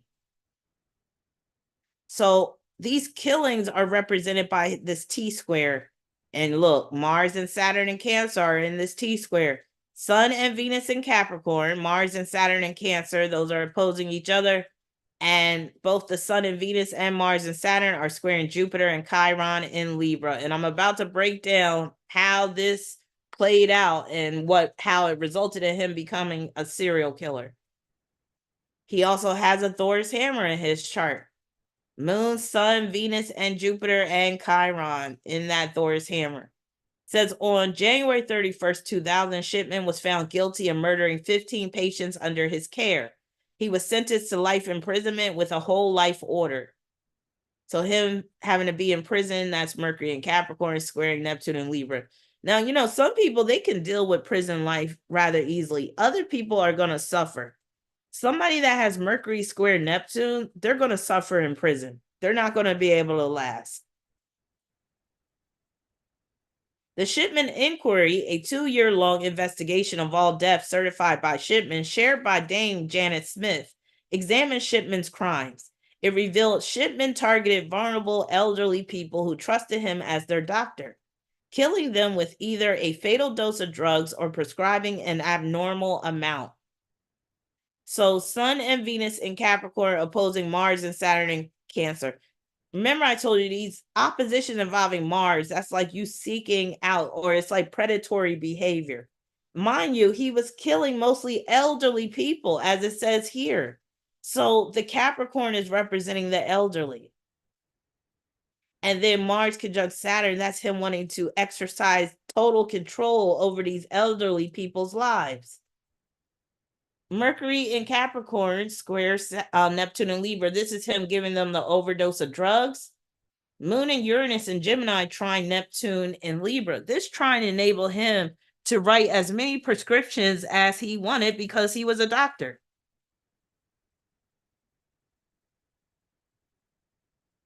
Shipman was particularly close to his mother. This right here is the clincher.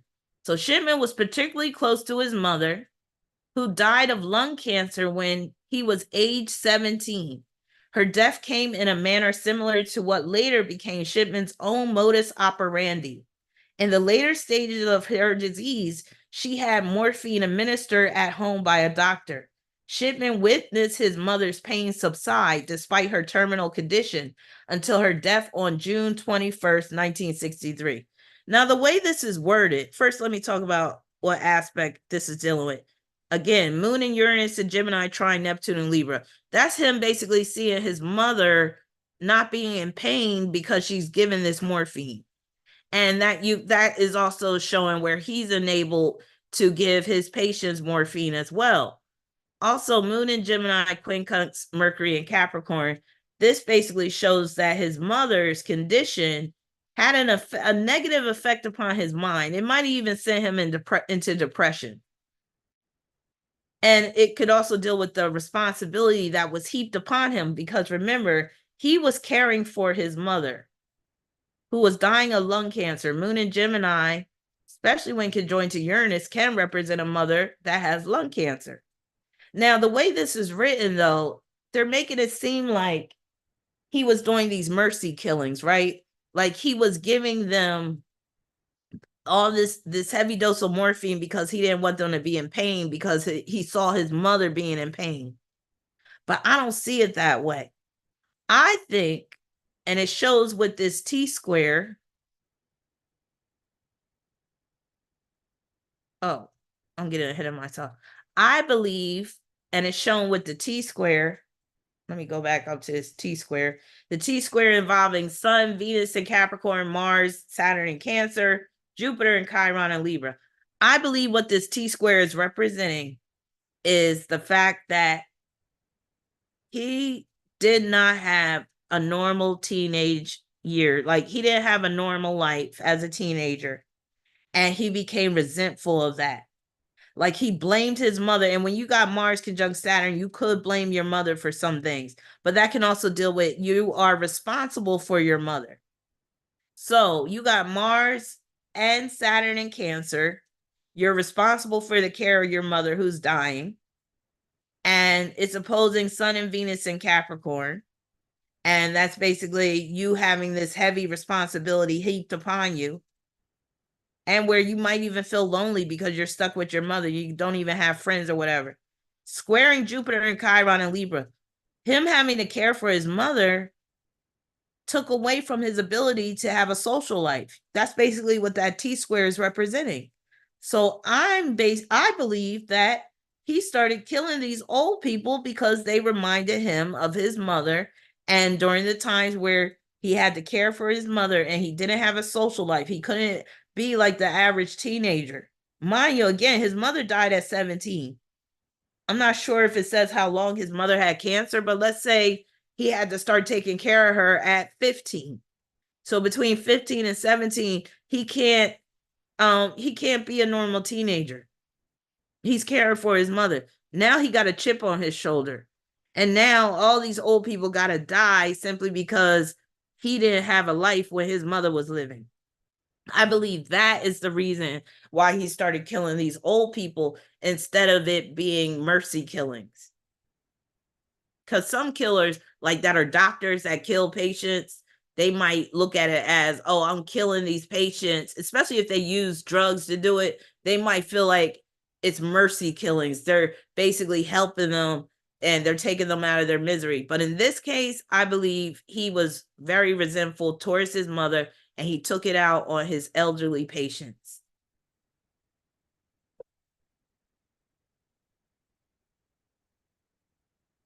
All right, so it says the Shipman's inquiry. Wait a minute, did I can't. Okay, I already talked about this part. And then I think the last slide is where he hangs himself. Yeah. Shipman hanged himself in his cell at HM Prison, Wakefield at 6:20 a.m. Remember, he got that Mercury square Neptune. He was not really going to be able to hack it in prison. He was pronounced dead at 8:10 a.m. A statement from Her Majesty's Prison Service indicated that he had hanged himself from the window bars of his cell using his bed sheets. So the fact that he committed suicide, that's represented by this Thor's hammer in his chart, but also the T-square. And the moon and Cancer come into play with the Thor's hammer and the T-square, because supposedly he killed himself in order to spare his wife, which was really strange. Like, but this just showed you how controlling he was. He'd rather kill himself so that he could be in control of his finances. So basically, this is what happened.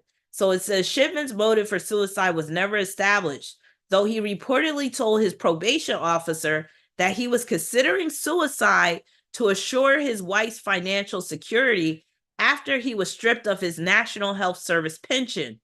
Primrose Shipman, that's his wife, received a full NHS pension. She would not have been entitled to it if Shipman had lived past the age of 60. Additionally, there was evidence that Primrose, who had consistently protested Shipman's innocence, despite the overwhelming evidence, had begun to suspect his guilt. Shipman refused to take part in courses which would have encouraged acknowledgement of his crimes, leading to a temporary removal of privileges, including the opportunity to telephone his wife. During this period, according to Shipman's cellmate, he received a letter from Primrose exhorting him, "Tell me everything, no matter what." So like I said, towards when it was all over just about, that's when she starts to wonder if he really committed these crimes. So the fact that he committed the fact that he committed suicide in order to make sure his wife could still receive that pension, again, that's dealing with both the Thor's hammer and the T-square, because it involves the moon and then also Cancer, because Cancer is representing not just his mother, Cancer and the moon, but his wife. All right, next, we got another very famous, infamous, prolific serial killer. Now, I have to admit, he's one of the ones I was the most fascinated with, and well before I did this case study on these serial killers, because I've always been fascinated by this dude ever since I learned about like serial killers and stuff. And it's because his story is so what's the word, fantastical, you could say, with his whole Satanism allegiance and all that. And then like he had the pentagram tattoo on his palm and he flashed it in court. And even his look, like he got a classic look of a serial killer. Like if they had a picture of a serial killer in a dictionary, it would be the face of Richard Ramirez. And there's this thing where he's not a bad looking guy either.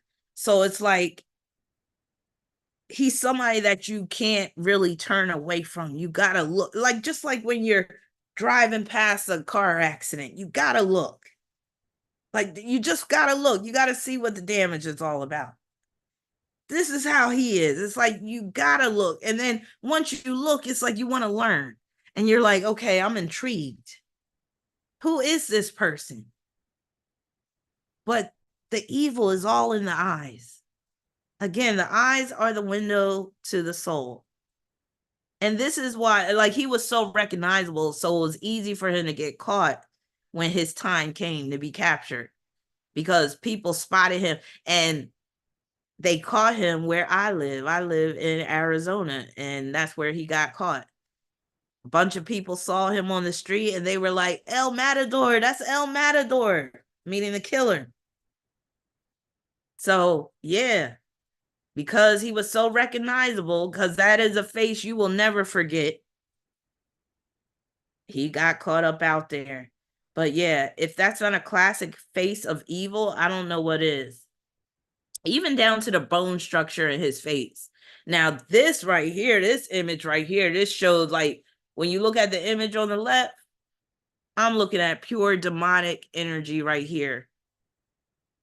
And it's interesting that a lot of these demonic influence or demonically possessed men, they like to arch their eyebrows like that. There's another picture of another serial killer on this PowerPoint that has arched eyebrows like that, like them devilish eyebrows. And to the right, you see him flashing that pentagram, and he has 666 on his palm. And yeah, so he was one of those people that really embraced the evil. He embraced the demonic. But I believe it's because he had a huge chip on his shoulder, because his life didn't turn out the way he wanted it to. See, when he was a kid, he wanted to be a football star. He was playing football, and then he was diagnosed with epilepsy. He started to have epileptic seizures, which is very telling because one of the things that could play out with these serial killers is brain damage. Some of them, not all of them, but some of them could be suffering from brain damage. They might have damage to their temporal lobe, and that temporal lobe helps you to be able to discern right from wrong, or where not even discern right from wrong. It helps you to make decisions where you're not going to do wrong. It helps with impulse control. So if you have a temporal lobe screwed up, you might lack impulse control. You might have a split personality. You might be prone to egregious acts of violence. But again, in Richard Ramirez's case, he embraced it. And then this is what I'm talking about with the way the justice system works. This motherfucker was able to get married while he was in prison to this crazy bitch. And I looked at her chart. She got a crazy chart too. She got a chart of a serial killer. But it makes sense because she married a serial killer. She was in love with this dude. Now, I pulled her chart, but I didn't include it. I didn't even want to get into the synastry and stuff like that. If y'all want me to do an in-depth whole video on Richard Ramirez and talk about his marriage to this crazy bitch and all this stuff, maybe I'll do that. You know, somebody could sponsor a video on that or something like that if you really want to get into it. But I was like, look at that ring finger right there. Because I do a little palmistry. That ring finger, look at that. Like, that's just showing that something's off with this dude. Because I pay attention to hands. But again, you don't got to look at the hands. You can see it all in his eyes.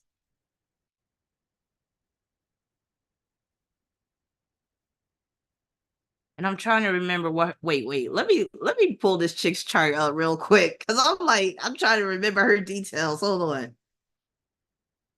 Doreen Leoy, that's her name.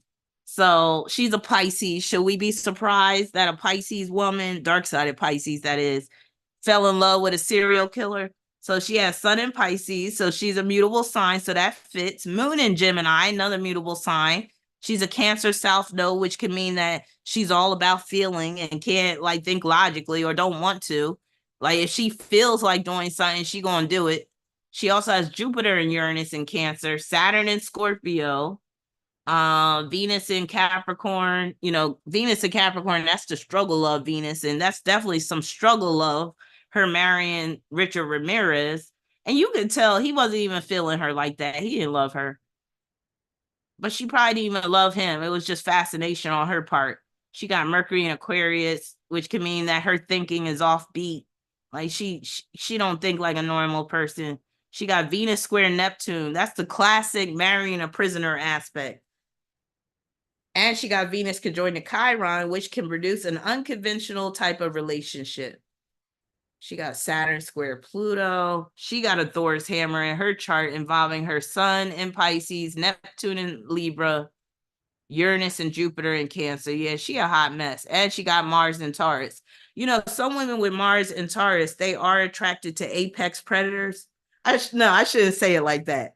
Apex predators, which is what Richard Ramirez, he tried to be one of them apex predators, but they are attracted to men who are at the top of the food chain, so to speak. She just chose a dude that was like on the dark side of that. But yeah. All right, let's go back. Now, I got a lot of slides on Richard Ramirez. Like I said, because I've always been fascinated about his story.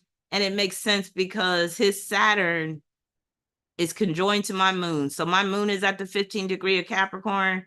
His Saturn was at the 15th degree of Capricorn. If I'm not mistaken, let me double check. Yep. So that's part of the reason why this dude has always fascinated me. All right, let me go back. And again, with him, the fascination is him embracing the Satanism. Because I've always been fascinated by Satanism and like satanic stuff, and that's my Capricorn energy. So Saturn rules Satan, Capricorn rules Satan, the devil. So that explains why I had this fascination. And again, he's not a bad looking dude. So that alone, like, you will be like Wow, like, okay. All right, back to his chart. Did we talk about the degrees? So I do have his birth time. He's a Sagittarius rising. Jupiter at the 29th degree. So there's that 29th degree. And one thing about the 15th degree, it can pertain to black magic. So I'll just put that out there. Let me see what else he had. There's that 25th degree that I spoke about that sometimes comes up with serial killers. But here, 12th degree, moon at the 12th degree in Aries. So there's the Aries placement. He had Uranus at the 18th degree. So there's that 18. He had Sun opposition Pluto. Remember I told you about men with Venus conjunct Mars? I really don't like that conjunction for anybody, but sometimes you can channel that into like artistic pursuits, which can be a good thing. I just don't like Venus conjunct Mars for relationships. And it can cause somebody to be a narcissist, and where the person basically treats people like objects or like extensions of themselves. So they really don't see people as their own individual. And especially if in a sign like Aquarius, like Richard Ramirez had. All right. So Mercedes was Richard Ramirez's mother. So this part, I believe, really came into play with Richard Ramirez and his personality and the evil that he did. So Mercedes was carrying Richard while she worked at the boot factory, but had to quit in her 5th month of pregnancy. The fumes from the pigments and poor ventilation made her weak, lightheaded, and nauseous. So mind you, she's pregnant with Richard. She's working at a factory where they have fumes and there's poor ventilation. So she's inhaling these harmful fumes while she's pregnant with Richard. That could have had an effect upon Richard's brain development. So the fact that the mom was subjected to these fumes while he was in the womb is showing up in his chart. Venus in Aquarius, ruler of the 10th house being the mom, squaring Neptune in Scorpio. That's his mom having to deal with all these fumes and her being weak as a result. Venus conjunct Mars is another one where this is showing that the fumes could have resulted in brain damage of Richard while he was in utero, while he was in his mother's womb, when you add Mars to the mix. Also, moon in Aquarius, quincunx Neptune in Scorpio. That's another aspect that could deal with a problem with the mom, a health problem, and where the fumes are coming into case. The Neptune in Scorpio is representing the fumes. While Richard was not planned, he was adored as the baby of the family. His older sister, Ruth, who frequently took care of him, was devoted to him. Now, his sister being so close to him, that's that Mercury conjunct South Node. So they probably shared a past life together, and that's why she was so close to him in this lifetime. And also the fact that he was adored as a baby, that's just him being a Pisces baby. You know, Pisces babies, they are adored, they are spoiled, they are sheltered. But you see, all that adoration didn't help him much. But I believe Richard, a big part of his problem was his brain. He had brain damage, which was evident because he had epilepsy. So when Richard was in the 5th grade, the family realized that he was epileptic. Sometimes he would have grand mal seizures, and other times he would just stare off into space as if he experienced petit mal seizures. The doctors told Mercedes that he would grow out of it, and he eventually did.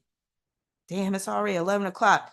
Those on the East Coast who are still rocking with me right now, y'all are real G's, because what is it? Like 2 in the morning on the East Coast? Thank y'all. Thank you.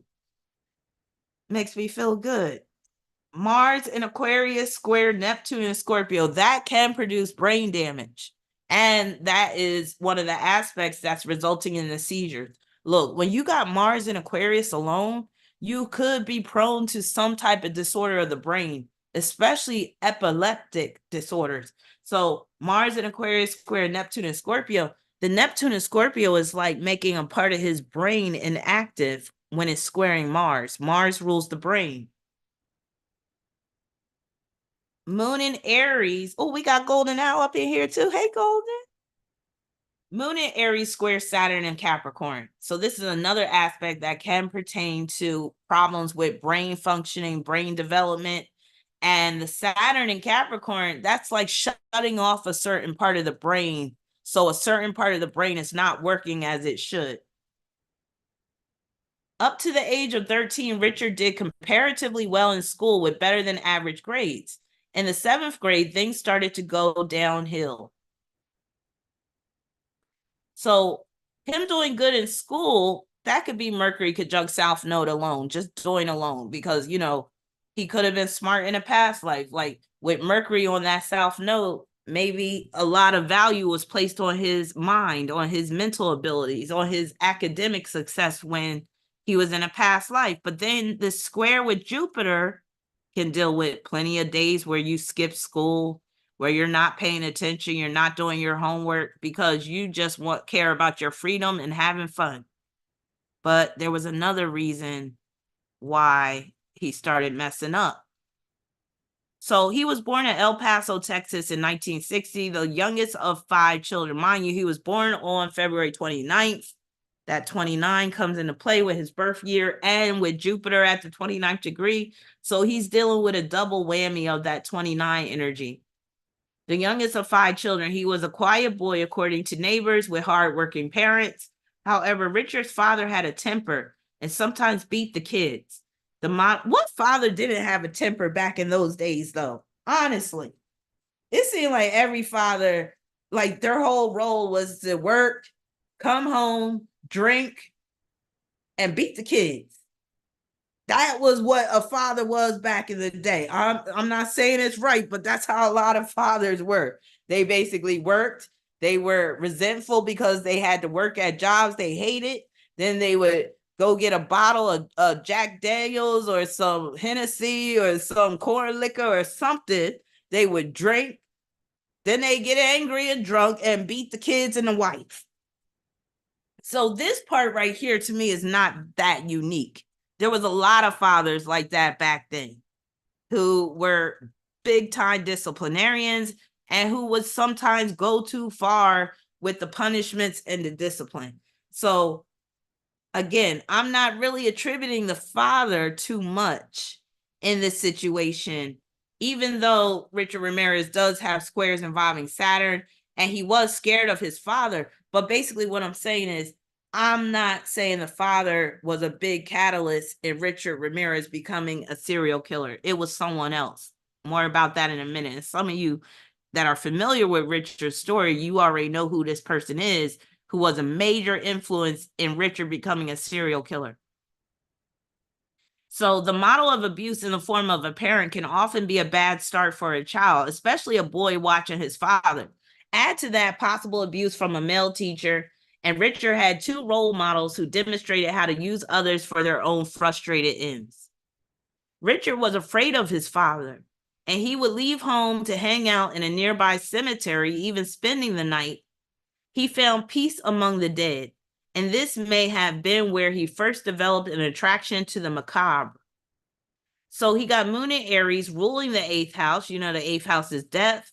So he's very much connected with death and the dead, and squaring Saturn is Capricorn. So this Moon square Saturn represents his fear of his father and him rather sleeping in cemeteries as a result.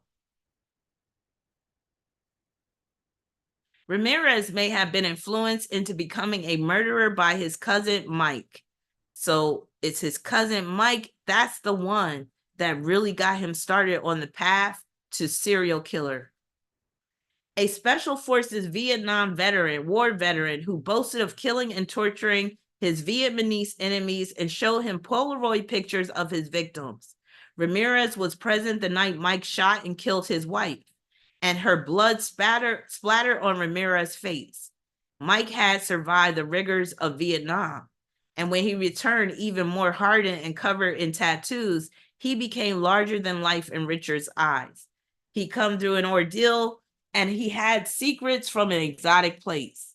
That was pretty exciting, but even better were the photographs that Mike liked to show Richard of the butchered dead, including women.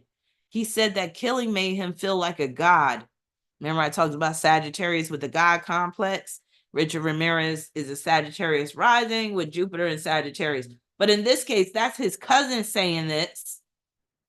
But his cousin is connected to Jupiter because he has Jupiter ruling that third house via Pisces. So he basically took after his cousin in where he's saying, you know, killing people makes him feel like a god. Mike bragged that he had raped and murdered a number of women, and he had the photos to prove it. So that's Mercury conjoined to the South Node, because Mercury rules your relatives, including your cousin. So his cousin is being shown through Mercury conjoined to the South Node in Pisces. Pisces is representing the photos that he showed him, and then squaring Jupiter and ascendant in Sagittarius. So it's showing that Richard Ramirez's cousin basically created conflict with Richard's ability to have morals and ethics, because Sagittarius and Jupiter rules morals and ethics.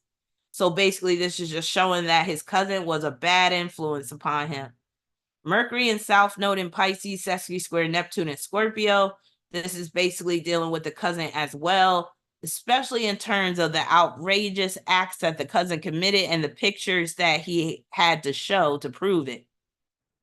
Venus and Mars in Aquarius squaring Neptune and Scorpio. Neptune ruling that third house. Again, it's in square with Venus and Mars in Aquarius. That's Richard seeing his cousin kill his wife right in front of his face. So his cousin was the catalyst for Richard Ramirez becoming a serial killer. In addition to that, Mike also taught Richard the art of hunting as a predator. They would go into the desert at night to observe and sneak up on animals. Mike then would show Richard how to kill an animal with a knife or a gun. And it's likely they indulge in some bloody aspects of this sport. So Sun in Pisces opposing Pluto and Virgo. That's him basically going after these animals. And it's also representing the cousin's influence with that, with the sun being in the third house. Third house is siblings, relatives, including cousins. And then Moon in Aries opposing Libra midheaven. Remember, I told you that Aries Libra opposition can deal with predatory behavior. So the fact that the cousin is teaching him how to be a predator is dealing with that Moon in Aries opposition Libra midheaven. Eventually, he moved in with his sister Ruth and her husband Roberto. The problem with Roberto was that he was oversexed. Oh, another thing I forgot to mention about that Mercury conjunct South Node in Pisces. That produces a very impressionable mind. So let's say Richard had a cousin that was an astrophysicist, and he was like creating like these amazing findings in terms of like space and stuff. Richard would have gravitated towards that. But because his cousin was a murderer himself and he's dealing with a highly impressionable mind, he naturally gravitated towards that. So this is a situation where I feel like it's an equal case of nature and nurture. Nature starting from him being in the womb and being subjected to those fumes when his mother was pregnant with him. And then nurture, that's the part where the cousin steps in to finish the job with corrupting him fully. Now, Roberto, and then here's further corruption. Roberto and Richard would entertain themselves at night by going to selected homes. So again, this all ties back to this Mercury conjunct South Node, because he moves in with his sister, which is represented by Mercury, and all would be fine and well, except her husband is hypersexual. So it's, again, Richard Ramirez, very impressionable mind. He moves in with his sister, and now there's another predator that he can learn from.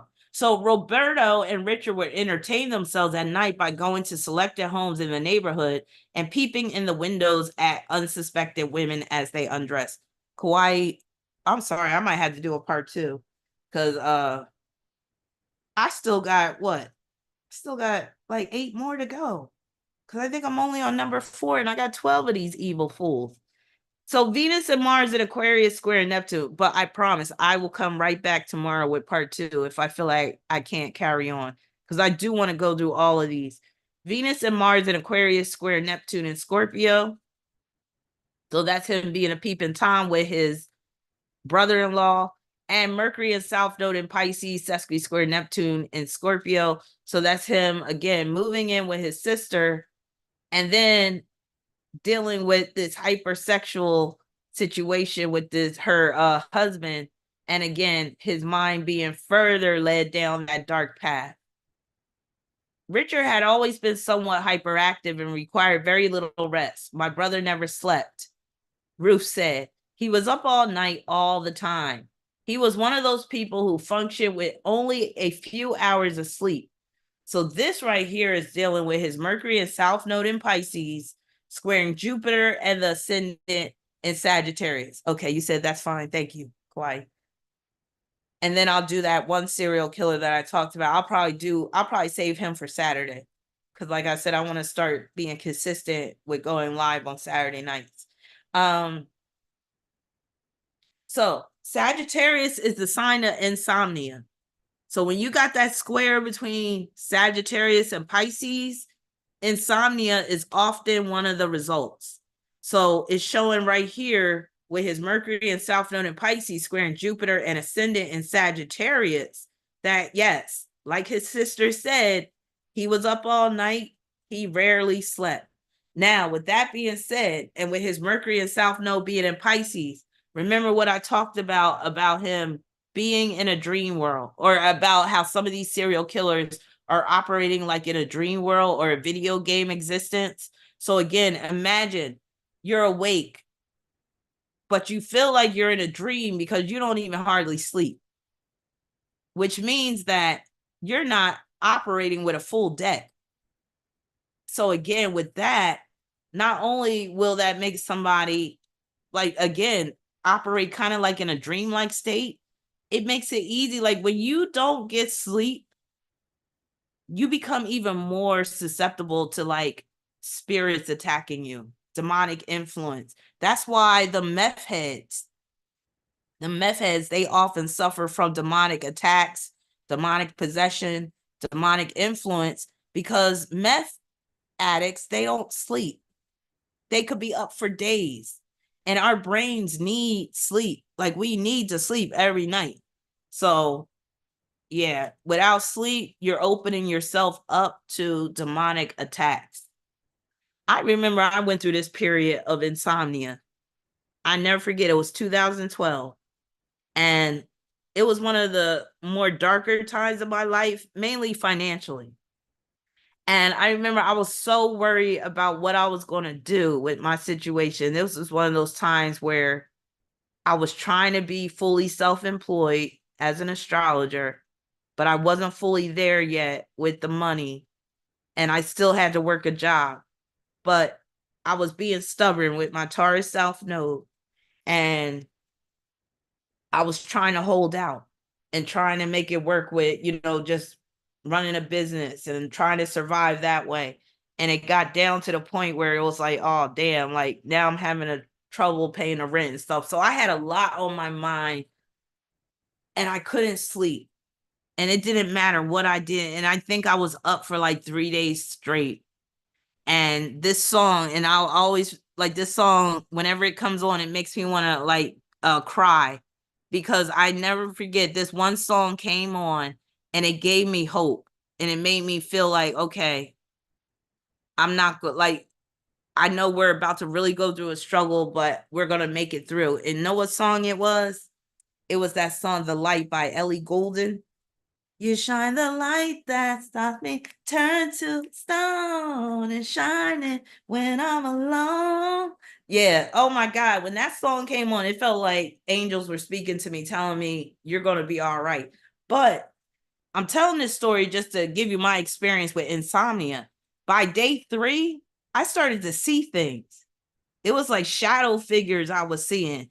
And I started to get scared. And I was like, I got to go to sleep. I don't know what I did to finally make myself go to sleep, but I was able to sleep after like 3 days. But yeah, by day 3, I was losing my mind. I was seeing things. I think I was hearing things.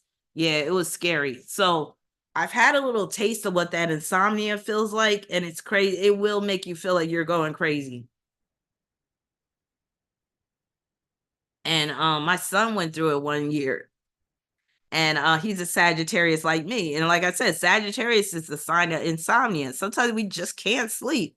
And I remember he went through like a day and a half, or maybe 2 days of insomnia, and then I had to intervene. And it was because he was worried because his dad told him he was putting him in a, this was when he was still in high school. My son's 21 now. His dad was telling him, because his grades weren't good, he was like, I'm gonna put you in this one school. My son didn't want to go to that school, and I was like, it's all right, we'll talk to your dad about it and all that stuff. But my son was so worried and upset, he couldn't sleep for like 2 days straight. And I remember I was so worried about, he was just up playing his video games. And I was like, oh no. And then finally I just broke out the sleeping pills. I was like, son, you're gonna have to take these because you gotta sleep, like for real. And yeah, he was able to sleep. But yeah, that insomnia is no joke. Sam said, I've hallucinated before due to lack of sleep. Yeah, that shit is real. You'll start seeing things, hearing things. Yeah, it's terrible. It feels like you're not even in your body no more. You said, yeah, I remember that. Almost whooped your roommate's ass. Yeah, that was later on. So that was like a little bit later in 2013, after I had to leave the home that I was renting. And yeah, me and her, we came to blows. That was one of the worst times in my life. I was going through Pluto Square Pluto. The cops were called on me all time, but that's another story for another day. But yeah, that was crazy. Like, that's crazy that you remember that, Sarah. All right, moving on. Yeah, I might have to stop at Richard Ramirez because I still got a number of slides with him alone. Now, eventually, Richard discovered the Church of Satan, and that seemed to draw all the threads of his temperament together in the right way. The themes of dominance, control, and power called to him, as did the idea of something sacred, even if it was evil. All of this might have made him able to erase his feelings of weakness. Mind you, like I said, I don't have it posted here, but he was playing football. And from what they say, he was really good at football. And then when they found out that he had epilepsy, he was forced to stop playing football, which he really loved. So I believe that, coupled with the other factors, really made him like just be like, fuck it, fuck life, fuck everything. I'm going to ruin people's lives. Like, my life has been ruined. I didn't get what I wanted, so I'm gonna make it so that these people don't get what they want, or what have you. Now, him becoming a Satanist, very much Saturn and Capricorn in the first house, but it's also dealing with Mercury, ruler of the ninth house, conjoined to the South Node in Pisces. I don't know if y'all remember, but I told y'all before, Pisces has a lot to do with Satanism, because Pisces is dealing with spirituality. Sagittarius deals with spirituality as well, but Pisces is more on that mysticism end, which Satanism is more of. It's more about, the ceremonies and stuff, like the satanic ceremonies, and then the secret societies that are ruled by Pisces, that comes into play as well. So ninth house is religion. So when you got Mercury, ruler of the ninth house, and it's ruler via Virgo, and Virgo is rituals, so that could show he was like engaging in some rituals at times. Could join to that South Node in Pisces. That's part of what contributed to his Satanism as well. And then even being a Sagittarius rising, with Jupiter rising in Sagittarius, because Sagittarius rules religion, period. So it shows that he was religious, even though he was a Satanist. It's still, Satanism is a religion. So that's showing that, and how that came into play. And again, remember that Sagittarius energy can produce a God complex. So with him being a Sagittarius rising, and then especially with Jupiter rising in Sagittarius, 29th degree of Sagittarius, he really wanted to feel like a god. But the Sagittarius is also dealing with his athletic ability. Now, he said, I love to kill people. I love watching them die. I would shoot them in the head and they would wiggle and squirm all over the place and then just stop. Or I would cut them with a knife and watch their faces turn real white. I love all that blood. Sagittarius rules blood too. So him being a Sagittarius and then him saying all that blood, that's Jupiter in Sagittarius rising. He said, I love all that blood. I told one lady to give me all her money. She said no. So I cut her and pulled her eyes out, told to Deputy Sheriff Jim Ellis. And remember, Sagittarius is prone to extreme acts of violence. Pisces is too, because it's a mutable sign. Sun in Pisces trine Neptune and Scorpio. That's him basically embracing being a killer, like, and loving it. Moon in Aries trine Uranus and Leo, with Uranus being in that 8th house. That's also representing his love for death and murder. And with Moon in Aries, you know, a lot of Moon in Aries, they want to be badasses. Some actually are badasses, like Richard Ramirez. He was an actual badass, but that could show that, yeah, he wanted to come across as a badass. Or you could even say asshole, which he even called himself. Now, later, when they put him in jail, Richard said to St. George Thomas, I want the electric chair. So him saying he wants the electric chair, that's his Venus and Mars in Aquarius, because Aquarius deals with electrified things, electric.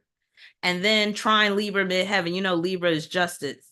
So that's his brand of justice. He's like, I want the electric chair, but you can't choose what you want. They should have shot me on the street. So he's saying this after he got captured. I did it, you know, and you know, he had a very deep voice too, which contributed to his intimidating look. He said, I did it, you know, and I think he was kind of tall too. I think he was like at least 6 foot. You guys got me, the Night Stalker. That was his name. And you know, the Night Stalker, that comes into play with that Jupiter in Sagittarius squaring his Pisces energy. Hey, let me have a gun to play Russian roulette. So him saying, let me have a gun to play Russian roulette, that's his Moon in Aries, sextile Venus in Aquarius. Again, well, the Aries is representing the gun, but also him always wanting to come across as a badass, like nothing bothers him, but he was crying his eyes out after he got his ass whooped by the mob of people that saw him on the street. Then he said, I'd rather die than spend the rest of my life in prison. That's his Sun in Pisces opposing Pluto in Virgo, because Pluto deals with rejection. So that's like him saying, I reject the idea of even being in prison. But you had to go anyway. Now, he was also quoted as saying this, it's nothing you'd understand, but I do have something to say. In fact, I have a lot to say, but now is not the time or place. I don't know why I'm wasting my time or breath, but what the hell? As for what is said of my life, there have been lies in the past, and there will be lies in the future. I don't believe in the hypocritical, moralistic dogma of this so-called civilized society. I need not look beyond this room to see all the liars, haters, the killers, the crooks, the paranoid cowards.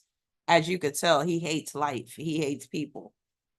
Truly trematodes of the earth, each one in his own legal profession.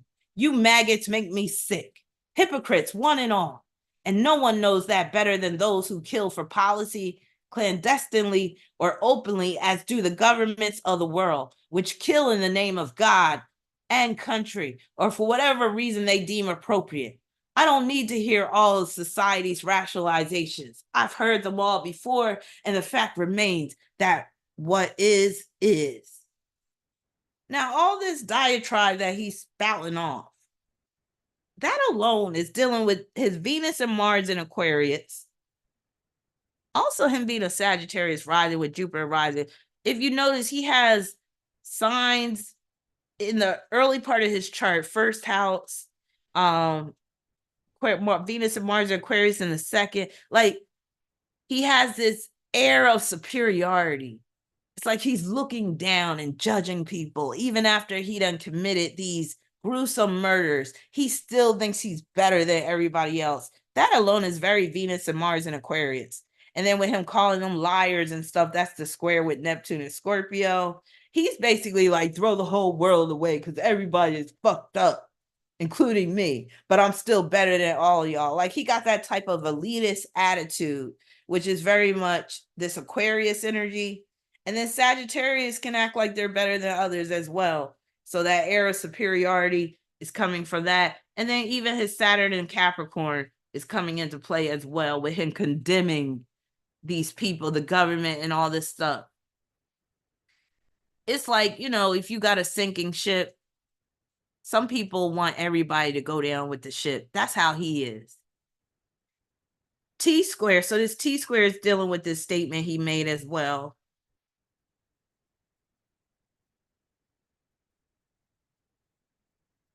After the conviction, Ramirez flashed a two-finger devil sign to photographers and muttered a single word: evil.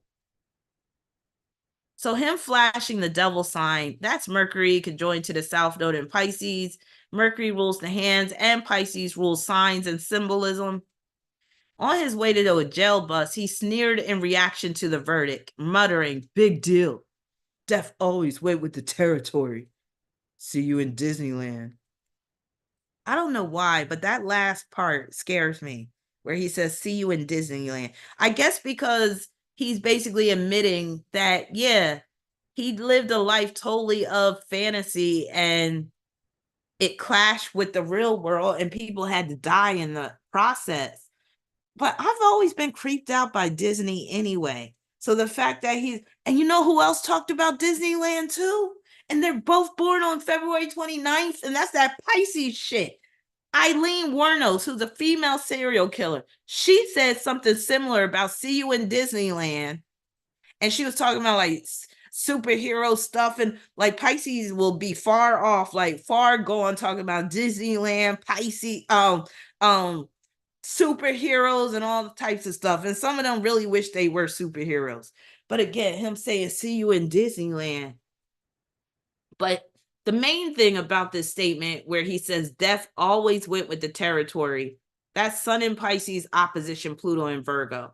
Because I always talk about those oppositions being like a dark corridor, a dark hallway. So this is like a dark hallway of death. So it's like he knew eventually, I'm going to be caught. I'm going to be arrested. This also deals with his arrest, especially him being attacked by the mob of people and they held him down to be arrested. But it's like he knew eventually he was going to have to pay for his crime. He was going to have to meet with death. So that's why he said that. Now, this part I found interesting. So while he was in prison, he answered this questionnaire that somebody gave him. And this appeared in this publication called Answer Me, issue 4. So I took his answers and I talked about the corresponding aspects that deal with his answers or placements. So favorite sports, I didn't even get into that, but you know, he likes sports. That's very much Sagittarius energy. He also has Uranus and Leo.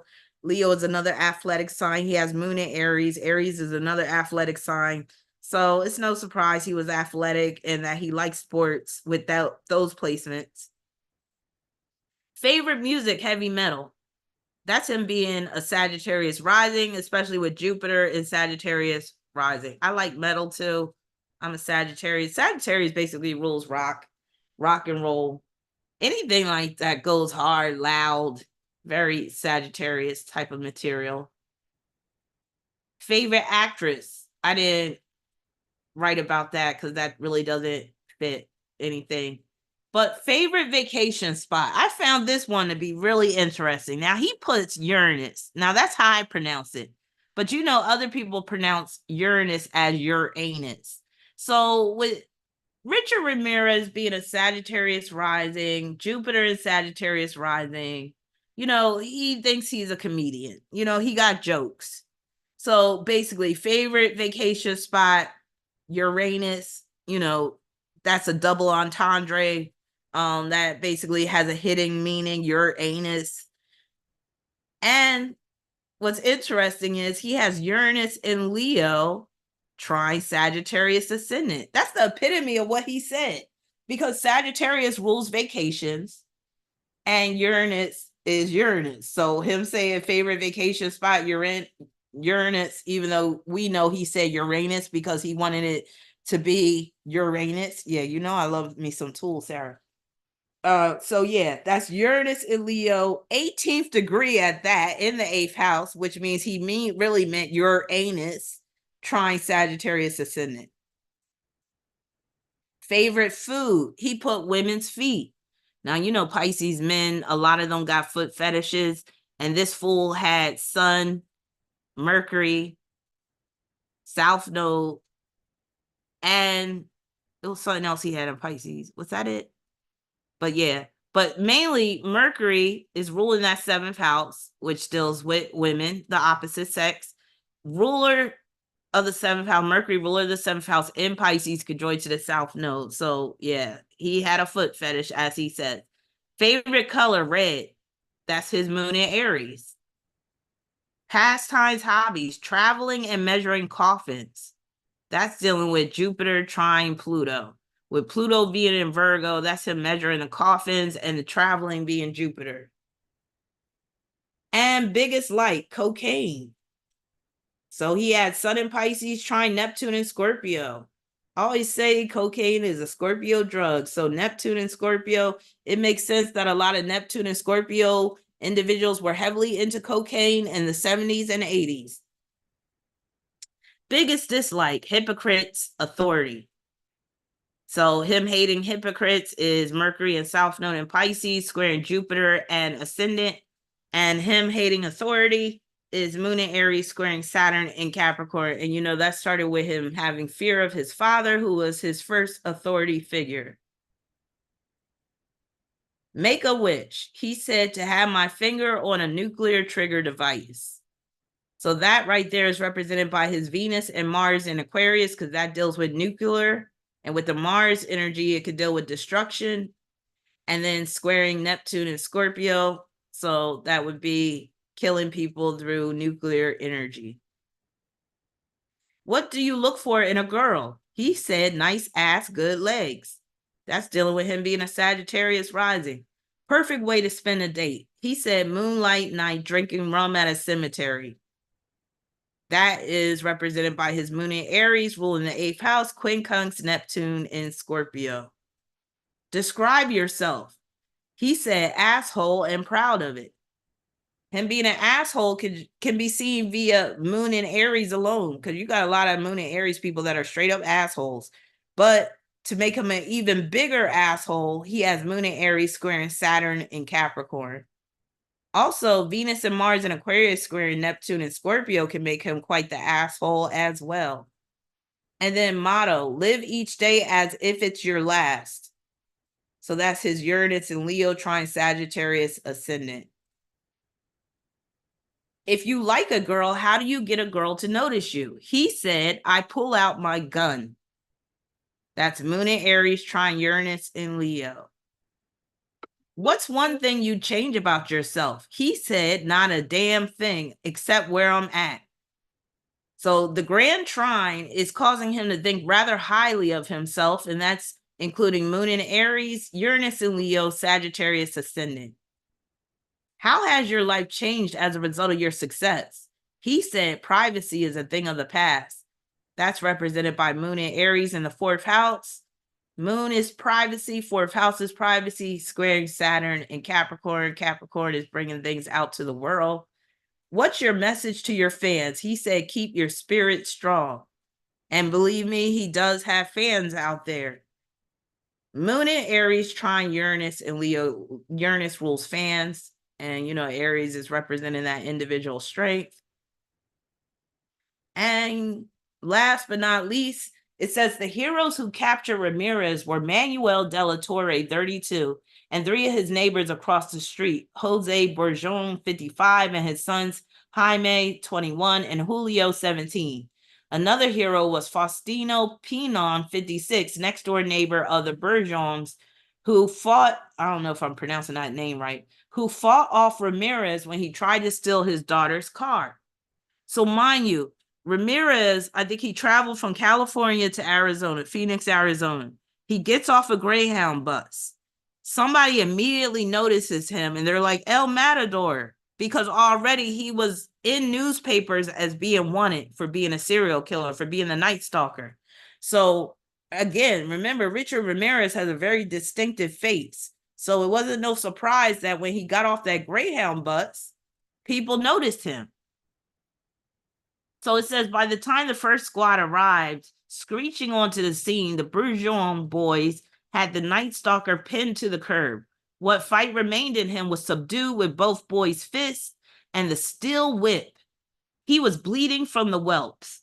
The man who had killed, maimed, and raped without mercy whimpered now and trembled now like a scared puppy, dazed by the detonation of events.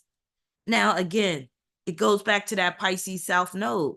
Mercury conjoined to the Pisces South Node. I'm not surprised he got his ass whooped, but also when you take into account other aspects in his chart.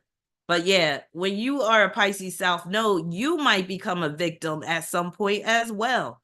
Now, wasn't it only a few months earlier he had stepped off the Greyhound independent and carefree? So the fact that he was accosted by this mob of people is Sun in Pisces opposing Pluto and Virgo. And again, they held him down for the police. And then also he has this T-square involving Mercury, South Node, North Node, Jupiter, and Ascendant. That came into play with him getting arrested. Also cuffed and shoved into the backseat of the squad car, the Night Stalker, brushing filthy tears from his cheek, made a strange request of his arresting deputy. Shoot me now, man. I don't deserve to live. Moon in Aries square Saturn and Capricorn. Now, him saying he don't deserve to live, I don't believe it was out of guilt for him killing these people. I believe he said, I don't deserve to live because I believe he thinks he basically was embarrassment in the eyes of Satan. Like, you fail. Like, he's thinking like Satan is looking at him like, you are a failure. You allowed these people to capture you when you were supposed to keep on going. So I think that's why he's saying, I don't deserve to live, not because he's this monster that was killing innocent people. So him saying, shoot me now, I don't deserve to live is very Moon in Aries squaring Saturn and Capricorn, but also Sun in Pisces opposition Pluto and Virgo. Him feeling like he really ain't shit now, feeling like he's nothing because now he's captured. And it's like, what are you going to do now but just sit and marinate in jail until your death sentence? All right. As y'all can see, the next person I have coming up is John Wayne Gacy. So I will pick up where I left off tomorrow night. So stay tuned. And thank you, Kawaii Honey, again for sponsoring this video and all the videos you've sponsored to date. And yes, I will be back tomorrow night with the rest of these depraved individuals. And of course, John Wayne Gacy would be a Pisces because Pisces rules clowns. And he was certainly a clown in a number of ways. But yeah, so thank you everybody for attending this live stream. I still have 87 people watching, which is so nice. So yeah, I'll try to go live earlier, a little bit earlier after I do teach one of my classes tomorrow. So yeah, good night, everybody. Sarah, you crazy. Good night, everybody. And I will talk to y'all tomorrow.